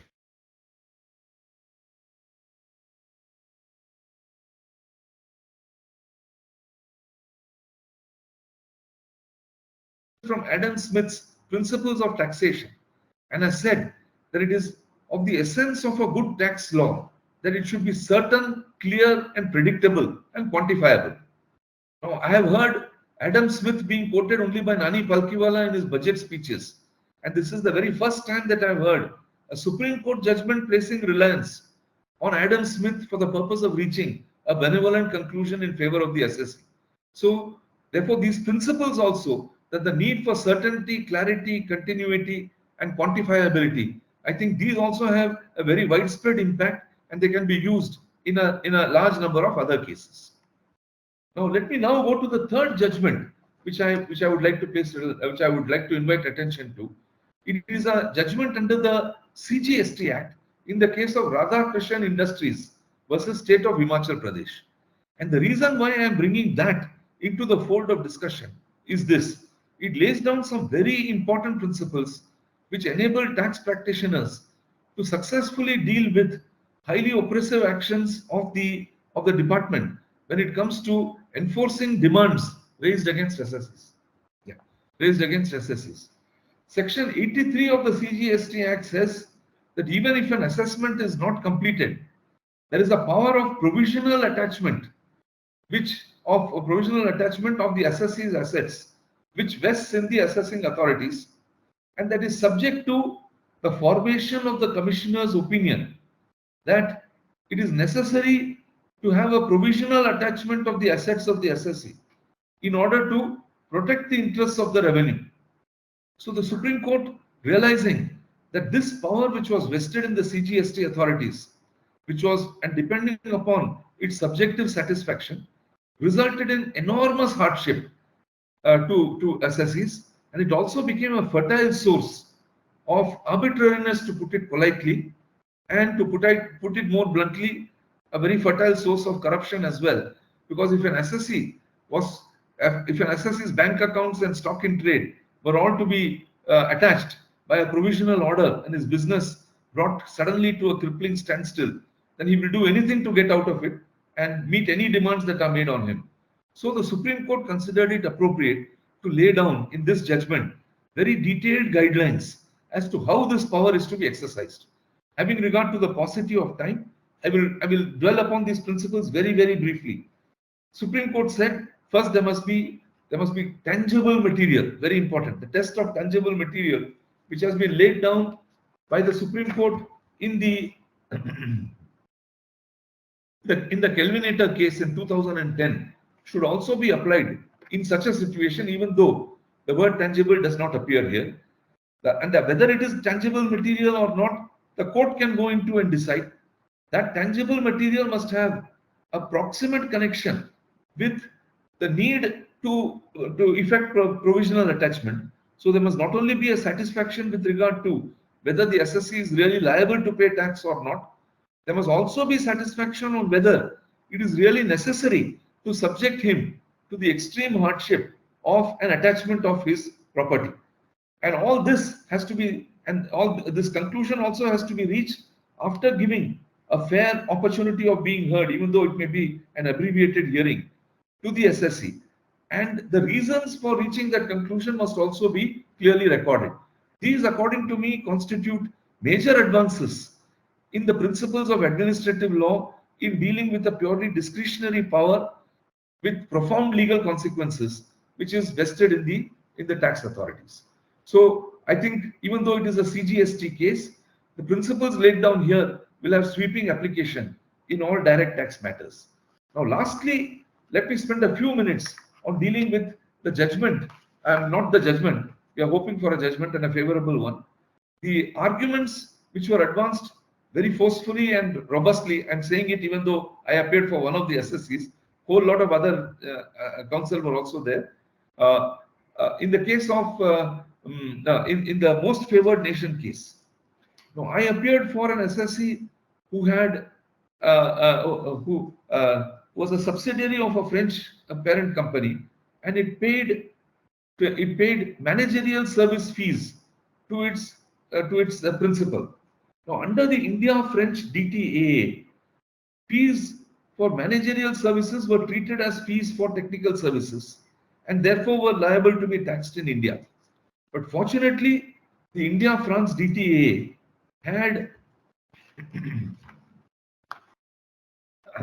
had a protocol, and a clause in the protocol said, if any time after the India-French DTAA was signed, a DTA was entered into between India and any other OECD country, and which applied either lower rates of tax or which provided for a more restricted scope of fees for technical services, then that provision would straightaway stand transplanted into the India-French DTA. So in this case, what happened was, shortly after the India-French DTA was entered into, there was an India-UK DTA which was entered into just a few months later, and which said that in respect of FTS, fees for technical services, fees for management services would not be included, number one, and number two, the make available provision or restriction would also be made available, thereby severely restricting the scope of fees for technical services. Now, our contention in this matter, I was appearing for the Indian subsidiary of a French company called Subhobrata India Limited. Our contention was that the moment the UK treaty was entered into, by virtue of this protocol, straightaway those benevolent provisions were incorporated into our statute. In sharp contrast, the revenue sought to contend that till a notification was issued by the central government saying that the provisions of the other treaty would stand transplanted into the French treaty, we would not get the benefit of the protocol. And that was the contention on the basis of which the battle lines were drawn between the SSC and the revenue before the Supreme Court. But we pointed out that we had an accrued right which came into existence the moment the India-UK treaty was entered into. And that was in 1993 itself, whereas the notification issued by the central government came about 7 years thereafter in 2000. And that notification contained just a minor reduction in the rates, but did not make any change at all in the definition of FTS. So if the revenue's argument was to be accepted, the consequence would be that by not issuing a notification at all, the protocol, which was an integral part of the double taxation avoidance agreement, could be unilaterally nullified by the Indian tax authorities, or by having a severely truncated notification issued years after the event, the assessee would be denied the benefit of the protocol for many years and thereafter would be given only a small fraction of the rights and benefits which he was entitled to claim under the protocol. So we said that this can never be permitted or countenanced. The essence of a DTAA is that it is a bilateral arrangement entered into between two countries. The only way in which it can be put an end to or amended is by another bilateral instrument signed by both parties. So a unilateral notification like this issued by the tax authorities of one state, whereby the benefit of the protocol is denied to Indian assessees, I think it runs completely counter to all principles underlying double taxation avoidance agreements, and therefore the Supreme Court should not stand for it at all. We hope and pray that our contentions will find favor with the Supreme Court and we will ultimately succeed. Now, before parting, I may only say one or two things. About more than 100 years ago, Lord Halsbury of the English court said, he lamented the fact that the best legal brains in UK were devoting their time and their attention and their incomparable legal and forensic skills for the purpose of avoiding taxation by any means and by the cleverest possible devices. And then he also made a comment which I thought was very striking, that up to now everyone used to say an Englishman's home is his castle, but now the more appropriate way of looking at it is an Englishman's home and his castle is his tax haven. So on that interesting note, I would like to say thank you very much for hearing me. Thank you so much, sir. Now I request Sriram to take it forward. Thanks a lot, sir, for your phenomenal session, which you all enjoyed it. Only one thing, I could not give more time to you, but next time I would like to give 1 hour session exclusively for you, sir. Thank you so much, sir. No. Sorry, my apologies. Not at all. No apologies are needed. I hope I was reasonably clear, even though I had to truncate the Yes, sir. subject matter very, Yes. very much. Yeah. Back to you, Sriram. Yeah, thank you, Sekar. Thank you, sir. Ganesh, it's always been our pleasure and learning experience whenever we interact with you. And your ability to put such complex cases in a short span of time in most simplistic language for us to follow and appreciate is always something we look forward to. So thank you so much, Ganesh, sir. So with this, I would take this opportunity to thank all the participants and all the speakers who have taken the time out both the days on the weekend to make this event successful. And I would also take this opportunity to thank BCIC team for putting up this fantastic conference together. From the expert committee on direct taxes and on behalf of BCCI, we thank you all for taking out your time to participate in this session and make it successful. And we look forward to meeting you in our sessions in the future. Thank you. Thank you, Sriram. Thanks, Tapti. Thanks, Sunil. Thanks to everybody. Thank you so much, sir. Thanks a lot. Thank you. Thank you. Thank you, sir.